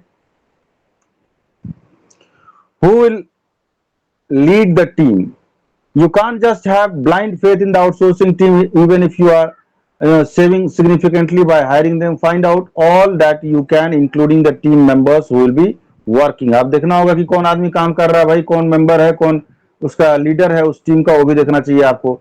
Learning these are facts upfront will save you from several agonies at a later stage. Moreover, when you know that your business functions are in able hands, you will be at peace. ये आपको देखना होगा, self explanatory है. Next slide. The service level agreement. The service level agreement is one of the most crucial document when we talk about outsourcing partnership. At the time of creating the document, make it a point to ensure that every single detail is written clearly. कुछ भी ऐसा hidden नहीं होना चाहिए, कुछ भी ऐसा छुटा हुआ नहीं होना चाहिए, सारा कुछ उसमें एग्रीमेंट में क्लियरली मेंशन होना चाहिए. This will help you avoid any kind of confusion or ambiguity, especially about the quality of the services you will be getting. It also makes a sense to hire a lawyer, especially to manage your outsourcing endeavor, so that you don't end up in any legal trouble. Lawyer को भी higher करना चाहिए आपको. Next, communication. Now, communication is the key whether you are working onshore or with an offshore team. The vendors should be able to handle your queries and promptly reply without making you wait indefinitely. जो आप पूछना चाहते हैं उसके बारे में तुरंत उसका रिप्लाई आना चाहिए. देखिए ऐसा ये सब इसलिए होना चाहिए, इतना सारा चीज, और आपका जो पार्टनर है, जो आउटसोर्सिंग पार्टनर है, वो आपके लेवल का होना चाहिए. मतलब आपको जो चाहिए एग्जैक्टली वही आप उनसे ले रहे हैं, क्योंकि आपको भी कहीं पर जवाबदेही है. आपका भी कस्टमर जो है उसी लेवल का जवाब चाह रहा है. तो अगर वो वहां से नहीं मिल रहा आउटसोर्सिंग पार्टनर से, तो आप कैसे दे पाइएगा? नहीं दे पाइएगा, आपका कस्टमर खराब होगा, बिजनेस खराब हो जाएगा. Their communication skills need to be spot on without any space for cultural or other communication barriers. This ensures that they have clearly understood your requirements and can address any issue that may crop up. देखिए cultural barriers क्या होता है. अब देखिए एक चीज बताता हूं मैं आपको. आप किसी से जब ये सब कम्युनिकेशन में आप पढ़ेंगे कल्चरल बैरियर्स वगैरह. आप किसी से बात करते हैं, ठीक है, या मान लीजिए इशारा करते हैं, तो हमारे यहाँ का इशारा, हमारे यहाँ का आंख का कुछ इशारा या हाथ का कुछ इशारा या फेस का कोई जेस्चर, उसका मीनिंग अलग हो जाता है. ठीक है जी. लेकिन बाहर में अमेरिका में या यूरोप में उसका मीनिंग कुछ और अलग हो जाता है. तो this cultural barrier should not be there. Whatever you have said, that's why they have mentioned that it should be clearly mentioned on paper.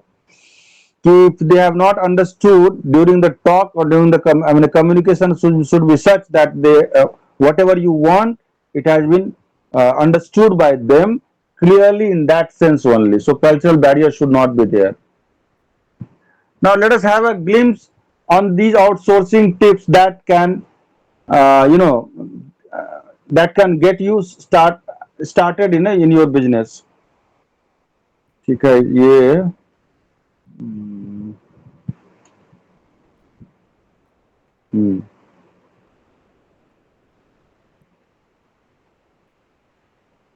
अच्छा, नेक्स्ट स्लाइड प्लीज.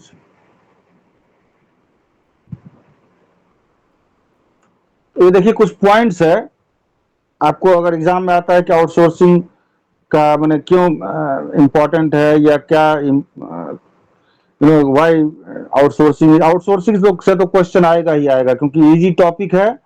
और आउटसोर्सिंग मैंने इतना डिटेल्स में डिस्कस किया है. 10 marks का question बिल्कुल आना चाहिए आउटसोर्सिंग से रिलेटेड. मटेरियल मैनेजमेंट से रिलेटेड भी थोड़ी आएगा, लेकिन ये आउटसोर्सिंग तो ऐसा है ना कि मतलब आएगा ही आएगा, ये जान लीजिए आप. सो जी पहला क्या है, tips that can get you started in your business. Number 1 is creating an effective plan. सबसे पहले आप जो है प्लान को अपना इफेक्टिव बनाइए, ऐसा प्लान बनाइए. ठीक है जी, एक मिनट.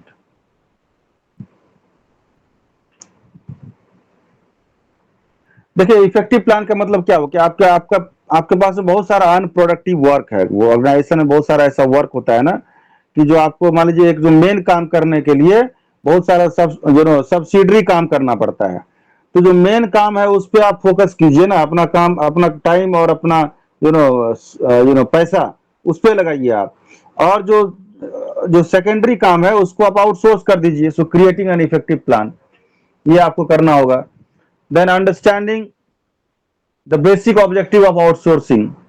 ठीक है, अब आपको क्या है,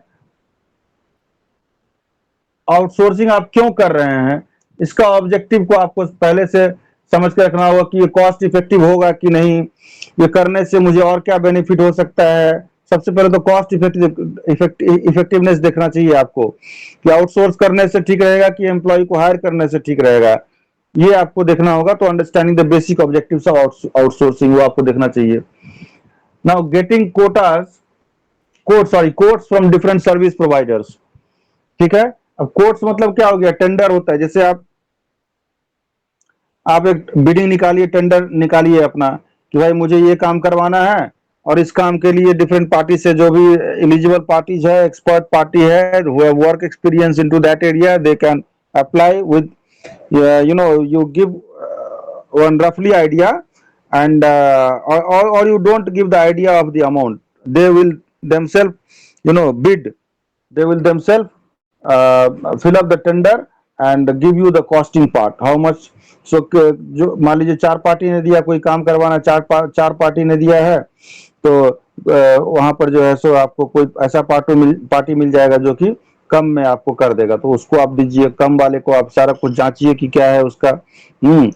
तो finding a good vendor can also be challenging task, because see the pros and cons that we have discussed earlier, कि आपका क्वालिटी के हिसाब से नहीं है, आपको जो चाह रहे हैं वो नहीं डिलीवर कर रहा, आपने सेलेक्ट कर दिया खाली चीपर कॉस्ट के चलते, तो बस वो भी काम गया। कुछ वेबसाइट्स है जैसे अपवर्क.com है, guru.com है, ये सब में आपको जो है ना, आप डालिएगा तो वहां से भी मिल जाएगा आपको ढेर सारे सब काम करने वाले, तो कोट्स आपको देना चाहिए। देन अब क्या है, knowing the points of contacts. It is important to find out from known sources about the ways in which you have to search for reliable outsourcing companies. आप अपना, आपका जो दोस्त है या मान लीजिए एम्प्लॉय है या और भी जान पहचान में, वहां से आप सोर्स ऑफ कॉन्टैक्ट लीजिए, उनसे उनके बारे में जानिए, वेंडर के बारे में, तब उसको काम दीजिए। नेक्स्ट है creating deadlines and completion of work. एक डेडलाइन दीजिए उसको और बताइए कि भाई इतना दिन में आपको जो है जो वर्क दिए हैं उसको within that time frame you have to deliver the work or services, ये आपको देना होगा। ठीक है, next slide. Now reviewing the outsourcing contract. आपने जो दिया है काम उसको रिव्यू भी करना चाहिए आपको, बीच बीच में आपको देखना चाहिए एक प्रोफेशनल तरीके से। ठीक है जी, और उस काम कितना हो रहा है, क्या हो रहा है, कैसे हो रहा है, आपकी क्वालिटी के हिसाब से हो रहा है कि नहीं, वो आपको देखना चाहिए। नेक्स्ट है communication and review of work. So many of you might just be thinking that hiring an outsourcing company can produce, miraculous results. So ऐसा आप सोचते होंगे कि बाप रे आउटसोर्स कर लिया है तो एकदम। अभी आप टीएमएच में भी देखिएगा ना, टाटा मेन हॉस्पिटल में बहुत सारा जो बैठे रहते हैं, जो काम जो आप नंबर लगवाते हैं, रजिस्ट्रेशन करवाते हैं, ये अपना अपने बारे में डॉक्टर से अपॉइंटमेंट बुकिंग के लिए, वो सारा लोग जो है ना, वो कौन है, वो आउटसोर्स वाले हैं, वो टीएमएच के एम्प्लॉय नहीं है, वो टाटा के एम्प्लॉय नहीं है। बहुत सारा जो नर्स वगैरह भी है वो लोग भी बहुत बहुत बहुत लोग हैं जो कि टाटा के एम्प्लॉय नहीं है, but they are doing very well, they are as per the standard of the TMH. So communication and review, communicate कीजिए और उनका वर्क को रिव्यू कीजिए। टेकिंग इन्फॉर्म्ड डिसीजन, जब आप डिसीजन लेते हैं तो पूरा आप, ठीक है, so it is good not to base your decision on cost, सिर्फ कॉस्ट इफेक्टिवनेस पर आप वो मत जाइए कि कॉस्ट कम पड़ रहा है तो दे दो, आउटसोर्स कर दो या सर्विस ले लो, बट आपको इन्फॉर्म डिसीजन होना चाहिए कि टोटली पूरा इंफॉर्मेशन लेने के बाद, ठीक है जी, आपको लेना पड़ता है decision. No transparent ideas and work process. So while hiring an outsourcing company, do not hesitate to ask questions to the service providers that can be related to any aspect of the outsourcing or specific queries. ठीक है. For some projects, that the time zone of the outsourcing can extend the working hours of your business, so leading to completion of projects ahead of time. तो यही कहा गया है. तो ये outsourcing वाला भी पार्ट हमने कंप्लीट कर लिया, आपके सिलेबस में है. ठीक है जी. अब जो नेक्स्ट पार्ट है अपना यूनिट 4 में, सो वो है आउटसोर्सिंग फैक्टर्स.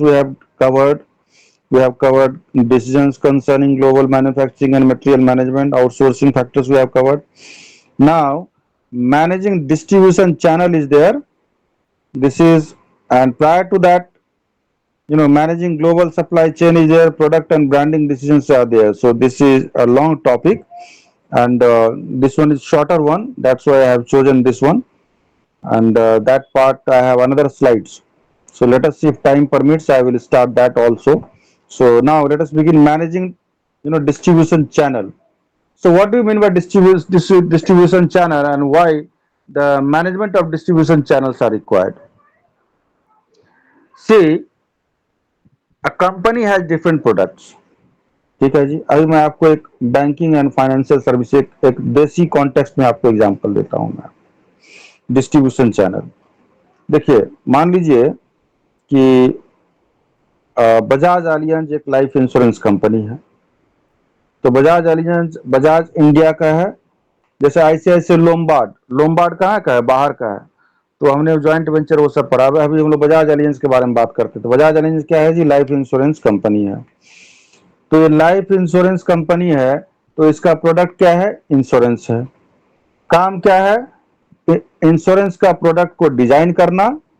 हाँ जी, डिफरेंट डिफरेंट प्रोडक्ट को, डिफरेंट डिफरेंट प्रोडक्ट कैसे हो सकता है? रिटायरमेंट से संबंधित प्लान, आपको जो है टैक्स सेविंग से रिलेटेड प्लान, टर्म इंश्योरेंस से रिलेटेड प्लान, चाइल्ड एजुकेशन से रिलेटेड प्लान, इस तरह का प्लान को बनाना है.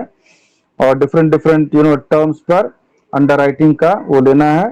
फंड मैनेजर का डिफरेंट डिफरेंट फंड में यूज करना, और उसको मार्केट में लाके बेचना है. अब जो बेचना है, यहां पर आता है मेन डिस्ट्रीब्यूशन चैनल,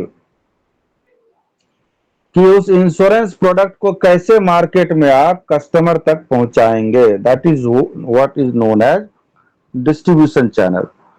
तो जैसा हम लोग इंश्योरेंस में जानते हैं कि एजेंट के थ्रू बिकता है, तो एक तो हो गया इसका एजेंसी चैनल.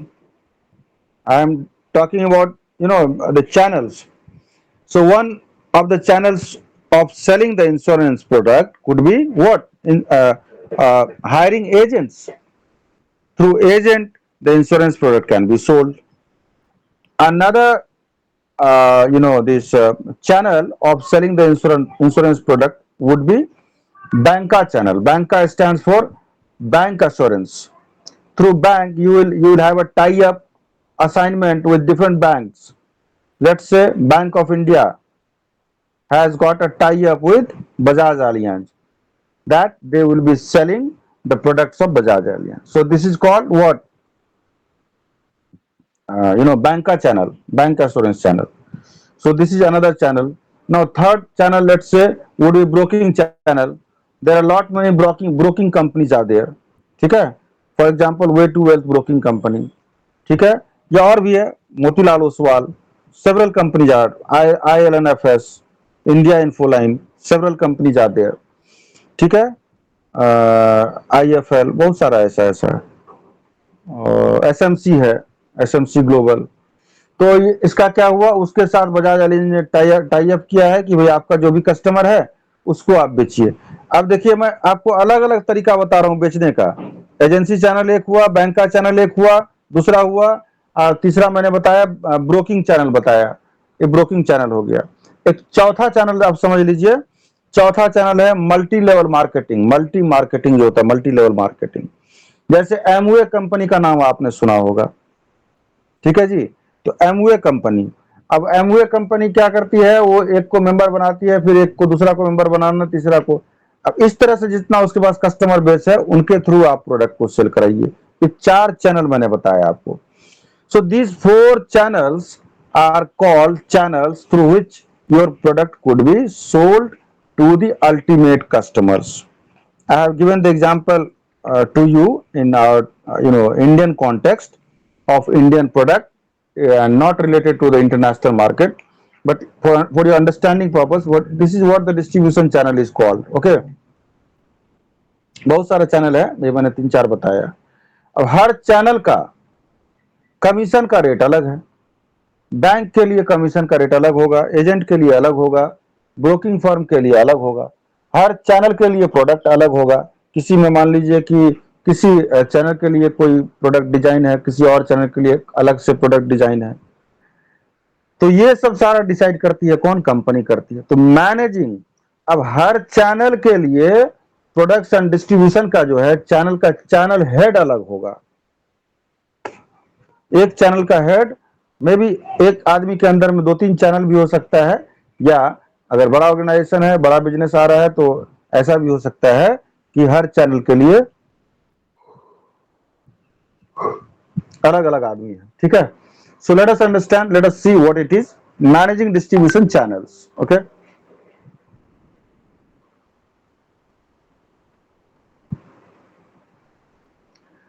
मैनेजिंग. अब इंटरनेशनल बिजनेस में देखते हैं इसका क्या इंपैक्ट है, कैसे होता है, क्या तरीका है. Managing international distribution channels presents unique challenges and opportunities for business operating in global markets. देखिए, यूनिक चैलेंजेस भी है एंड अपॉर्चुनिटीज भी है बिजनेस के लिए, जो बाहर में जो ग्लोबल मार्केट में बिजनेस करती है उसके लिए चैलेंज भी एंड अपॉर्चुनिटीज भी. Now from logistics and inventory management to channel partner. ये जो मैं अभी आपको बजाज का एग्जांपल दे रहा था, उसमें चैनल पार्टनर का एक मैंने भूल गया.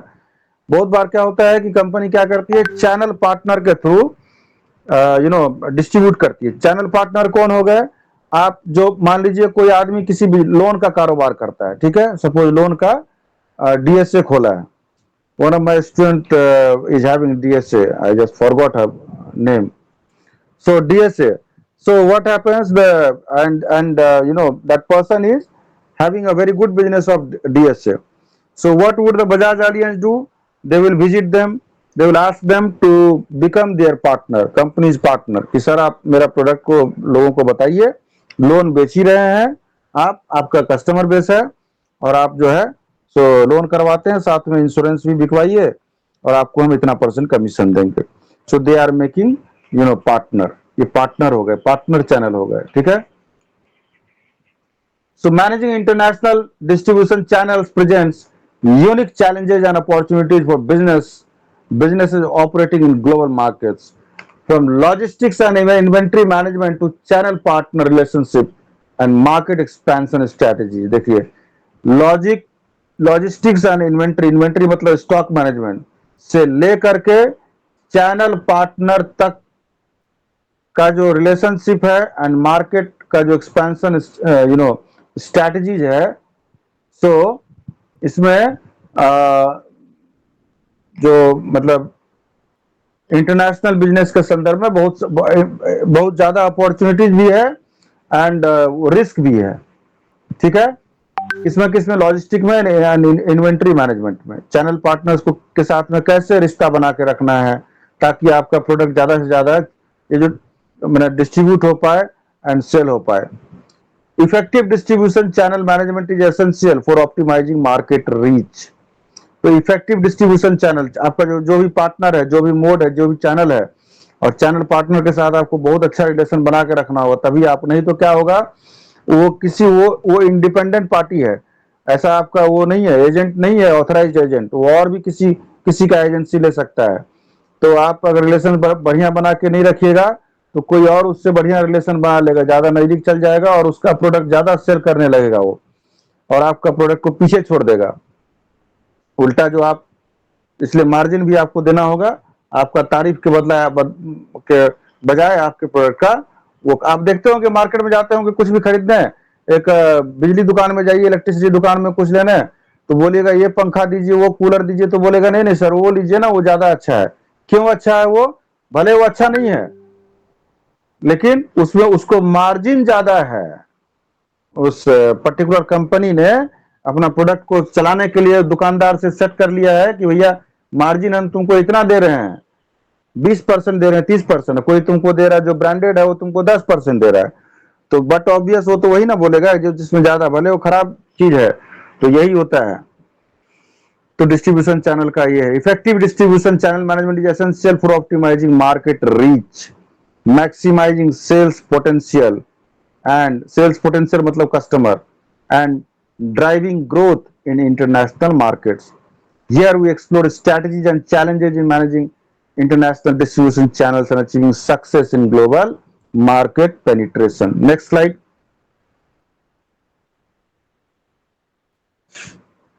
देखिए, अंडरस्टैंडिंग इंटरनेशनल डिस्ट्रीब्यूशन चैनल।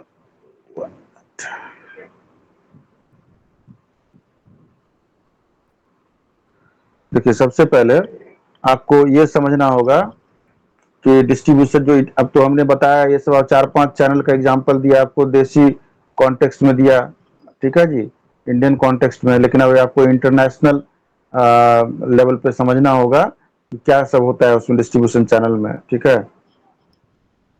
तो चैनल का जो सिलेक्शन आपको करना होगा, क्या सब चैनल होता है इसमें है channel selection. Selecting the right distribution channels is critical for reaching target markets.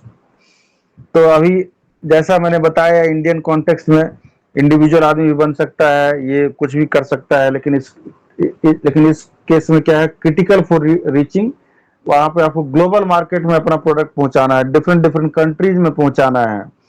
Her country, यहाँ तो सब जगह एक ही लॉ है, एक ही कानून है, एक ही जीएसटी है, ठीक है जी, एक ही इनकम टैक्स रेट है। तो यहाँ का रूल कुछ अलग होगा, लेकिन जब आप ग्लोबल मार्केट में जाते हैं तो एक ही डिस्ट्रीब्यूटर आपका 2 देश के लिए भी हो सकता है, ठीक है। तो अलग वहां पे हो जाता है, एनवायरनमेंट अलग हो जाता है। तो selecting the right distribution channels is critical for reaching target markets, meeting customer needs, and achieving strategic business objectives. Consider factors such as market segmentation, channel preferences, and competitive dynamics when evaluating distribution options, including direct sales, agents, distributors, wholesalers, and e-commerce platforms to optimize market coverage and penetration in global markets. तो क्या क्या channel हो सकता है, देखिए, direct cell हो सकता है, एजेंट्स हो सकता है, डिस्ट्रीब्यूटर्स हो सकता है, होलसेलर्स होता है, ई कॉमर्स प्लेटफॉर्म हो सकता है, to optimise market coverage and penetration in global markets. अब ये जो चूज कीजिएगा आप, एजेंट की, डिस्ट्रीब्यूटर की, होलसेलर, उसको चूज करने के पहले आपको ये देखना होगा फैक्टर सच एज, क्या क्या फैक्टर देखना होगा, मार्केट सेगमेंटेशन, मार्केट को आप सेगमेंट कीजिए। अब सेगमेंट कीजिए, आप प्रोडक्ट वाइज सेगमेंट कर सकते हैं, आप जो है कंट्री वाइज सेगमेंट कर सकते हैं, आप जो है कस्टमर का यू नो या अपना प्रोडक्ट का फ्लेवर वाइज या कस्टमर का टेस्ट के वाइज कर सकते हैं। फिर चैनल प्रेफरेंसेस का के वाइज कर सकते हैं उसको, अलग अलग सेगमेंट वाइज कर सकते हैं। कैसे कि पर्टिकुलर कंट्री में होलसेलर डिस्ट्रीब्यूटर के थ्रू ज्यादा बिक रहा है, पर्टिकुलर कंट्री, किसी पर्टिकुलर कंट्री में डायरेक्ट सेल्स के थ्रू ज्यादा बिक रहा है। तो चैनल प्रेफरेंसेस भी जो है ना, आपको देखना होगा कि किस कंट्री में कैसे है, and competitive dynamics while evaluating distribution of, और कंपिटिटिव डायनेमिक्स और उस पर्टिकुलर चैनल में क्या कंपटीशन है, क्या कंपिटिटिवनेस है, वो आपको देखना होगा, तब आप जाकर के चैनल सिलेक्शन कर सकते हैं। तो ये सब सारा मोड होता है इंटरनेशनल मार्केट में, इंटरनेशनल डिस्ट्रीब्यूशन चैनल में। Now then, channel partner relationships. Building strong relationships with channel partner is essential for driving success in international business distribution channel. मैंने अभी बताया ना कि अगर देसी कॉन्टेक्स्ट में भी होता है, इंडियन कॉन्टेक्स्ट में एक जो चैनल पार्टनर होता है ना, वो सिर्फ आप ही का चैनल, जैसे मैंने बताया कि कोई इंडिविजुअल है जो लोन वाला आदमी है, जो डीएसए चलाता है, वो अगर बजाज एलियांज का इंश्योरेंस बेच रहा है तो एलआईसी का भी बेच सकता है, लाइफ इंश्योरेंस को, वो जो है भारतीय एक्सा का भी बेच सकता है, ठीक है जी, वो आईसीआईसीआई प्रूडेंशियल का भी इंश्योरेंस बेच सकता है। तो बेच सकता है, मतलब उसके साथ टाई अप करना होगा उसको 4-5 इंश्योरेंस के साथ। अगर आप उसके साथ रिलेशनशिप अच्छा बनाते हैं, मेंटेन करते हैं in terms of everything, relationship in terms of monetary of course, relationship in terms of आपका व्यवहार जो है वो अगर अच्छा रहे, एक पर्सनल टच रहे व्यवहार में, तो आपके प्रोडक्ट को ज्यादा वो करेगा। आप उससे ह्यूमनली अगर ज्यादा अटैच्ड हैं तो आपके प्रोडक्ट को ज्यादा प्रमोट करेगा, ज्यादा अच्छा रिलेशन है।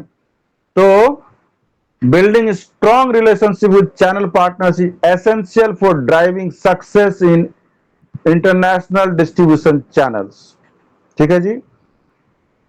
सो invest in partner training, partner को ट्रेन कीजिए किस बारे में, अपना प्रोडक्ट के बारे में, प्रोडक्ट का स्पेसिफिकेशन के बारे में, प्रोडक्ट का डिजाइन के बारे में, प्रोडक्ट का क्वालिटी के बारे में, प्रोडक्ट का USP, USP unique selling proposition. किसी भी प्रोडक्ट का क्या होता है, यूएसपी होता है। जैसे मोबाइल दुकान में जाइए, मोबाइल का लीजिए एक डब्बा, तो उसमें लिखा रहेगा यूएसपी, इतना जीबी रैम, इतना जीबी इंटरनल हार्ड डिस्क, ये है कैमरा, वो है, that is USP. How it is different from other products, that is called the USP, unique sales proposition. आया समझ में? So invest in partner training, partner को train कीजिए, सपोर्ट कीजिए एंड इंसेंटिवाइज, और उसको इंसेंटिव दीजिए टू फॉस्टर लॉयल्टी, ताकि वो आपके साथ लॉयल रहे। ये नहीं कि मैं जितना दे रहा हूं कोई और कुछ ज्यादा दे रहा है तो भाग गया मेरे पास से वो और किसी और का लॉयल बन गया, या ले रहा है मेरे से ज्यादा कुछ और लॉयल किसी और का बन गया, तो ऐसा भी हो सकता है। ट्रस्ट, जैसे मैंने अभी डिस्कस किया, ह्यूमन टच दीजिए, ट्रस्ट कीजिए, and collaboration with channel partners, ensuring alignment with business goals। Alignment with business goals मतलब आपका बिजनेस गोल क्या है उसके साथ उसको अलाइन कीजिए, and objectives, and enhancing channel performance and effectiveness in global markets.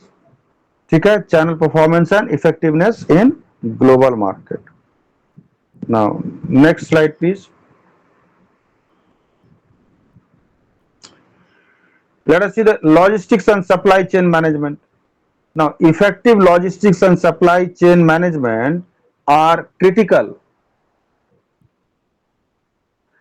Effective logistics and supply chain management are critical components of successful international distribution channels.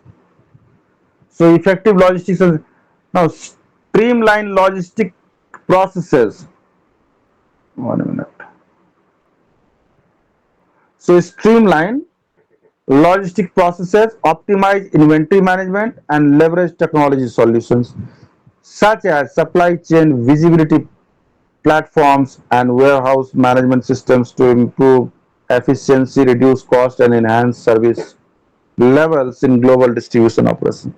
देखिए, आपका लॉजिस्टिक सिस्टम अगर अच्छा नहीं रहेगा और सप्लाई चेन मैनेजमेंट, तीन चीज है, logistic system, supply chain management and TQM, operation management, that comes under TQM, total quality management.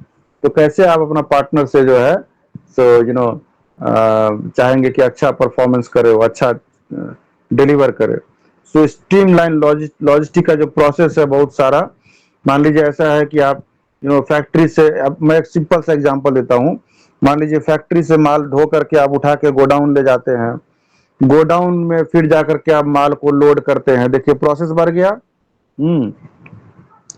अभी इसको अगर प्रोसेस बढ़ गया तो अभी क्या है कि कॉस्टिंग भी बढ़ जाएगा उसमें, और ultimately the goods will be delivered to the customer delayed.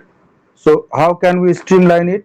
We can directly load the goods, माल को हम लोग डायरेक्टली फैक्ट्री में ही क्यों ना लोड कर दे, गोडाउन क्यों ले जाएं भाई? फैक्ट्री में निकला माल, निकल रहा है, गाड़ी लगा हुआ, वहीं पे हम लोड करते जा रहे हैं और वहीं से मेरा गाड़ी शिपिंग के लिए चल जाएगा। तो एक प्रोसेस तो रिड्यूस हो गया इसमें।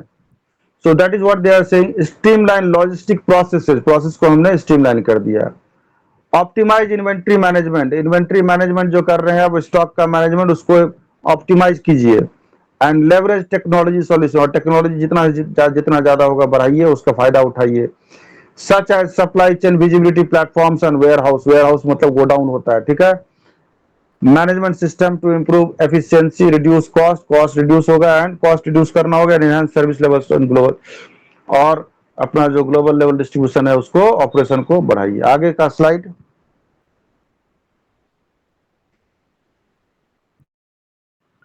अब देखिए strategies for managing international distribution channel क्या है। पहला है market segmentation and targeting.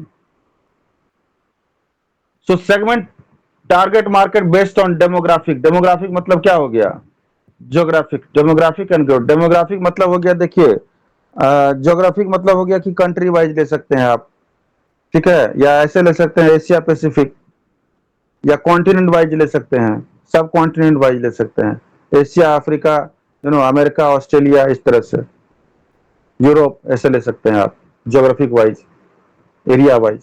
Demographic मतलब क्या हो गया, पॉपुलेशन वाइज ले सकते हैं।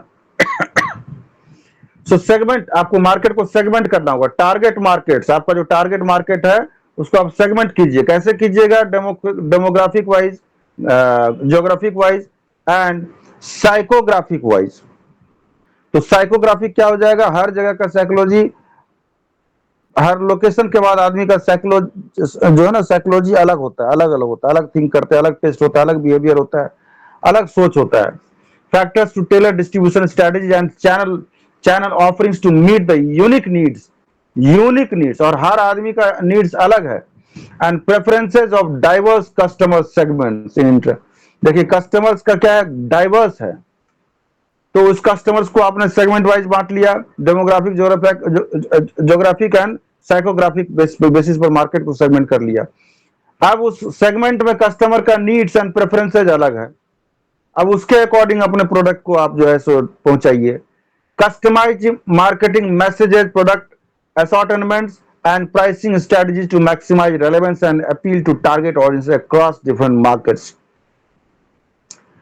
मार्केटिंग का जो आपका मैसेज है, जो आप बताना चाहते हैं प्रोडक्ट के बारे में, ब्रांडिंग के बारे में, या ब्रांड के बारे में, प्रोडक्ट के बारे में, स्पेसिफिकेशन जो बता, वो मैसेज आपका होना चाहिए क्लियर कट और बढ़िया मैसेज होना चाहिए।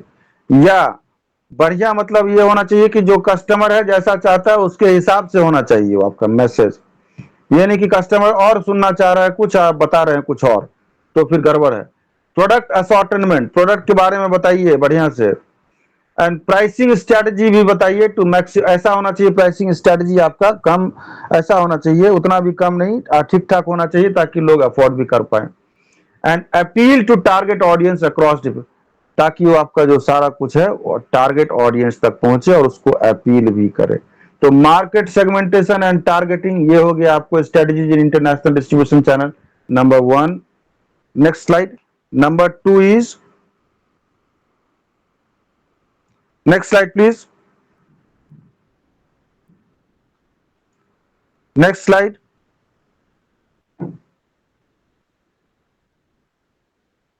yes, channel performance measurement, monitor and evaluate channel performance matrices, ठीक है। तो चैनल जो अब डिफरेंट डिफरेंट जो चैनल है, जैसे मैंने बताया कि होलसेलर, एजेंट्स, डायरेक्ट सेल्स, ये सब है, तो उसको आप जो है सो मॉनिटर करते रहिए, इंक्लूडिंग सेल्स परफॉर्मेंस, और हर एक चैनल से कितना सेल्स आ रहा है। मार्केट शेयर, आज मान लीजिए 5% मार्केट शेयर था तो 7% हुआ क्या, 6% हुआ क्या, कितना कस्टमर का क्या सेटिस्फेक्शन है, फीडबैक लीजिए कस्टमर से। एंड चैनल पार्टनर का भी फीडबैक लीजिए to assess the effectiveness of international distribution channels and identify areas for improvement on optimization। तो आपको फीडबैक भी लेना होगा कस्टमर से, आपको जो है सो रिव्यू भी करना होगा, इवेल्युएट भी करना होगा मार्केट शेयर का, सेल्स परफॉर्मेंस का, परफॉर्मेंस मैट्रिक्स का एंड कस्टमर सेटिस्फेक्शन का, और अपना चैनल पार्टनर का फीडबैक लेना होगा ताकि जो डिस्ट्रीब्यूशन चैनल है वो इफेक्टिवली काम कर रहा है। Utilize data analytics and performance dashboards to track key performance indicators, KPI, key performance indicators को ट्रैक करते रहिए and make informed decisions to drive channel excellence and success in global markets। और ये सबको आप की परफॉर्मेंस इंडिकेटर्स जो है, कि मान लीजिए पिछले साल इतना परफॉर्मेंस था किसी पर्टिकुलर चीज में, अभी इस साल कितना है, उसको आप कंपैरिजन भी कीजिए, उससे जहां पे जरूरत है वहां पे इंप्रूव कीजिए। Next slide. नेक्स्ट जो है वो अडेप्टेबिलिटी एंड फ्लेक्सिबिलिटी है। देखिए, remain adaptable and flexible in managing international distribution channels to respond effectively to changing market conditions. Market में हमेशा कुछ ना कुछ चेंज होता है, कंडीशन चेंज होता है, तो उसके प्रति आपको हमेशा उसको अडेप्ट करने का होना चाहिए, फ्लेक्सिबल होना चाहिए आप, कि जो डिस्ट्रीब्यूशन चैनल में जो भी चेंजेज आ रहा है उसको आप रेस्पॉन्ड करें, मतलब अपने हिसाब से भी चेंज लाएं, अपने यहाँ भी चेंज लाएं। कस्टमर का प्रेफरेंस चेंज हो सकता है, टेस्ट में चेंज हो सकता है, बिहेवियर में चेंज हो सकता है, एंड कंपिटिटिव डायनेमिक्स, कोई दूसरा आदमी भी आ सकता है आप ही का जैसा प्रोडक्ट लेकर के, कंपटीशन आ सकता है। तो ये सब जो चेंजेज है उसके प्रति आपको फ्लेक्सिबल रहना होगा, अडेप्टेबल रहना होगा। एंटीसिपेट मार्केट ट्रेंड्स, मार्केट में क्या होने वाला है उसके बारे में एंटीसिपेट करिए, रेगुलेटरी चेंजेस, कुछ लॉ रेगुलेशन का चेंजेज हो रहा है उसके बारे में, एंड एमर्जिंग अपॉर्चुनिटीज, और कुछ नया अपॉर्चुनिटीज भी आ रहा है क्या उसके बारे में आपको अवेयर रहना होगा। And adjust distribution strategy, channel configuration and market expense, और आपको जो है चैनल कॉन्फ़िगरेशन एंड स्ट्रैटेजी आपको फिर उस हिसाब से अपना चेंज करना होगा, एंड मार्केट एक्सपेंशन को, प्लान को accordingly to capitalise and on evolving market dynamics and drive suitable growth in global markets. तो ग्लोबल मार्केट में सुटेबली ग्रोथ करने के लिए आपको ये सब चीज करते रहना होगा, ठीक है। सो with this, this is the last slide, adaptability and flexibility. So with this, today we started unit 4 and today we covered decisions concerning global manufacturing and material management. Then we covered another topic, that is outsourcing factors. Okay, then we also covered managing distribution channels, and tomorrow I will be completing unit 4, because 1, 2, 3 topics are left. So tomorrow with these 3 topics unit 4 will be completed, and then we will start unit 5. So after completion of unit 5 your international business will be completed. So whatever slides are there, please and please read it, please, go through it, listen to it carefully, just uh, by listening for 3 to 4 times you can manage very well in exam, where you can score very good exam. So thank you for today's session.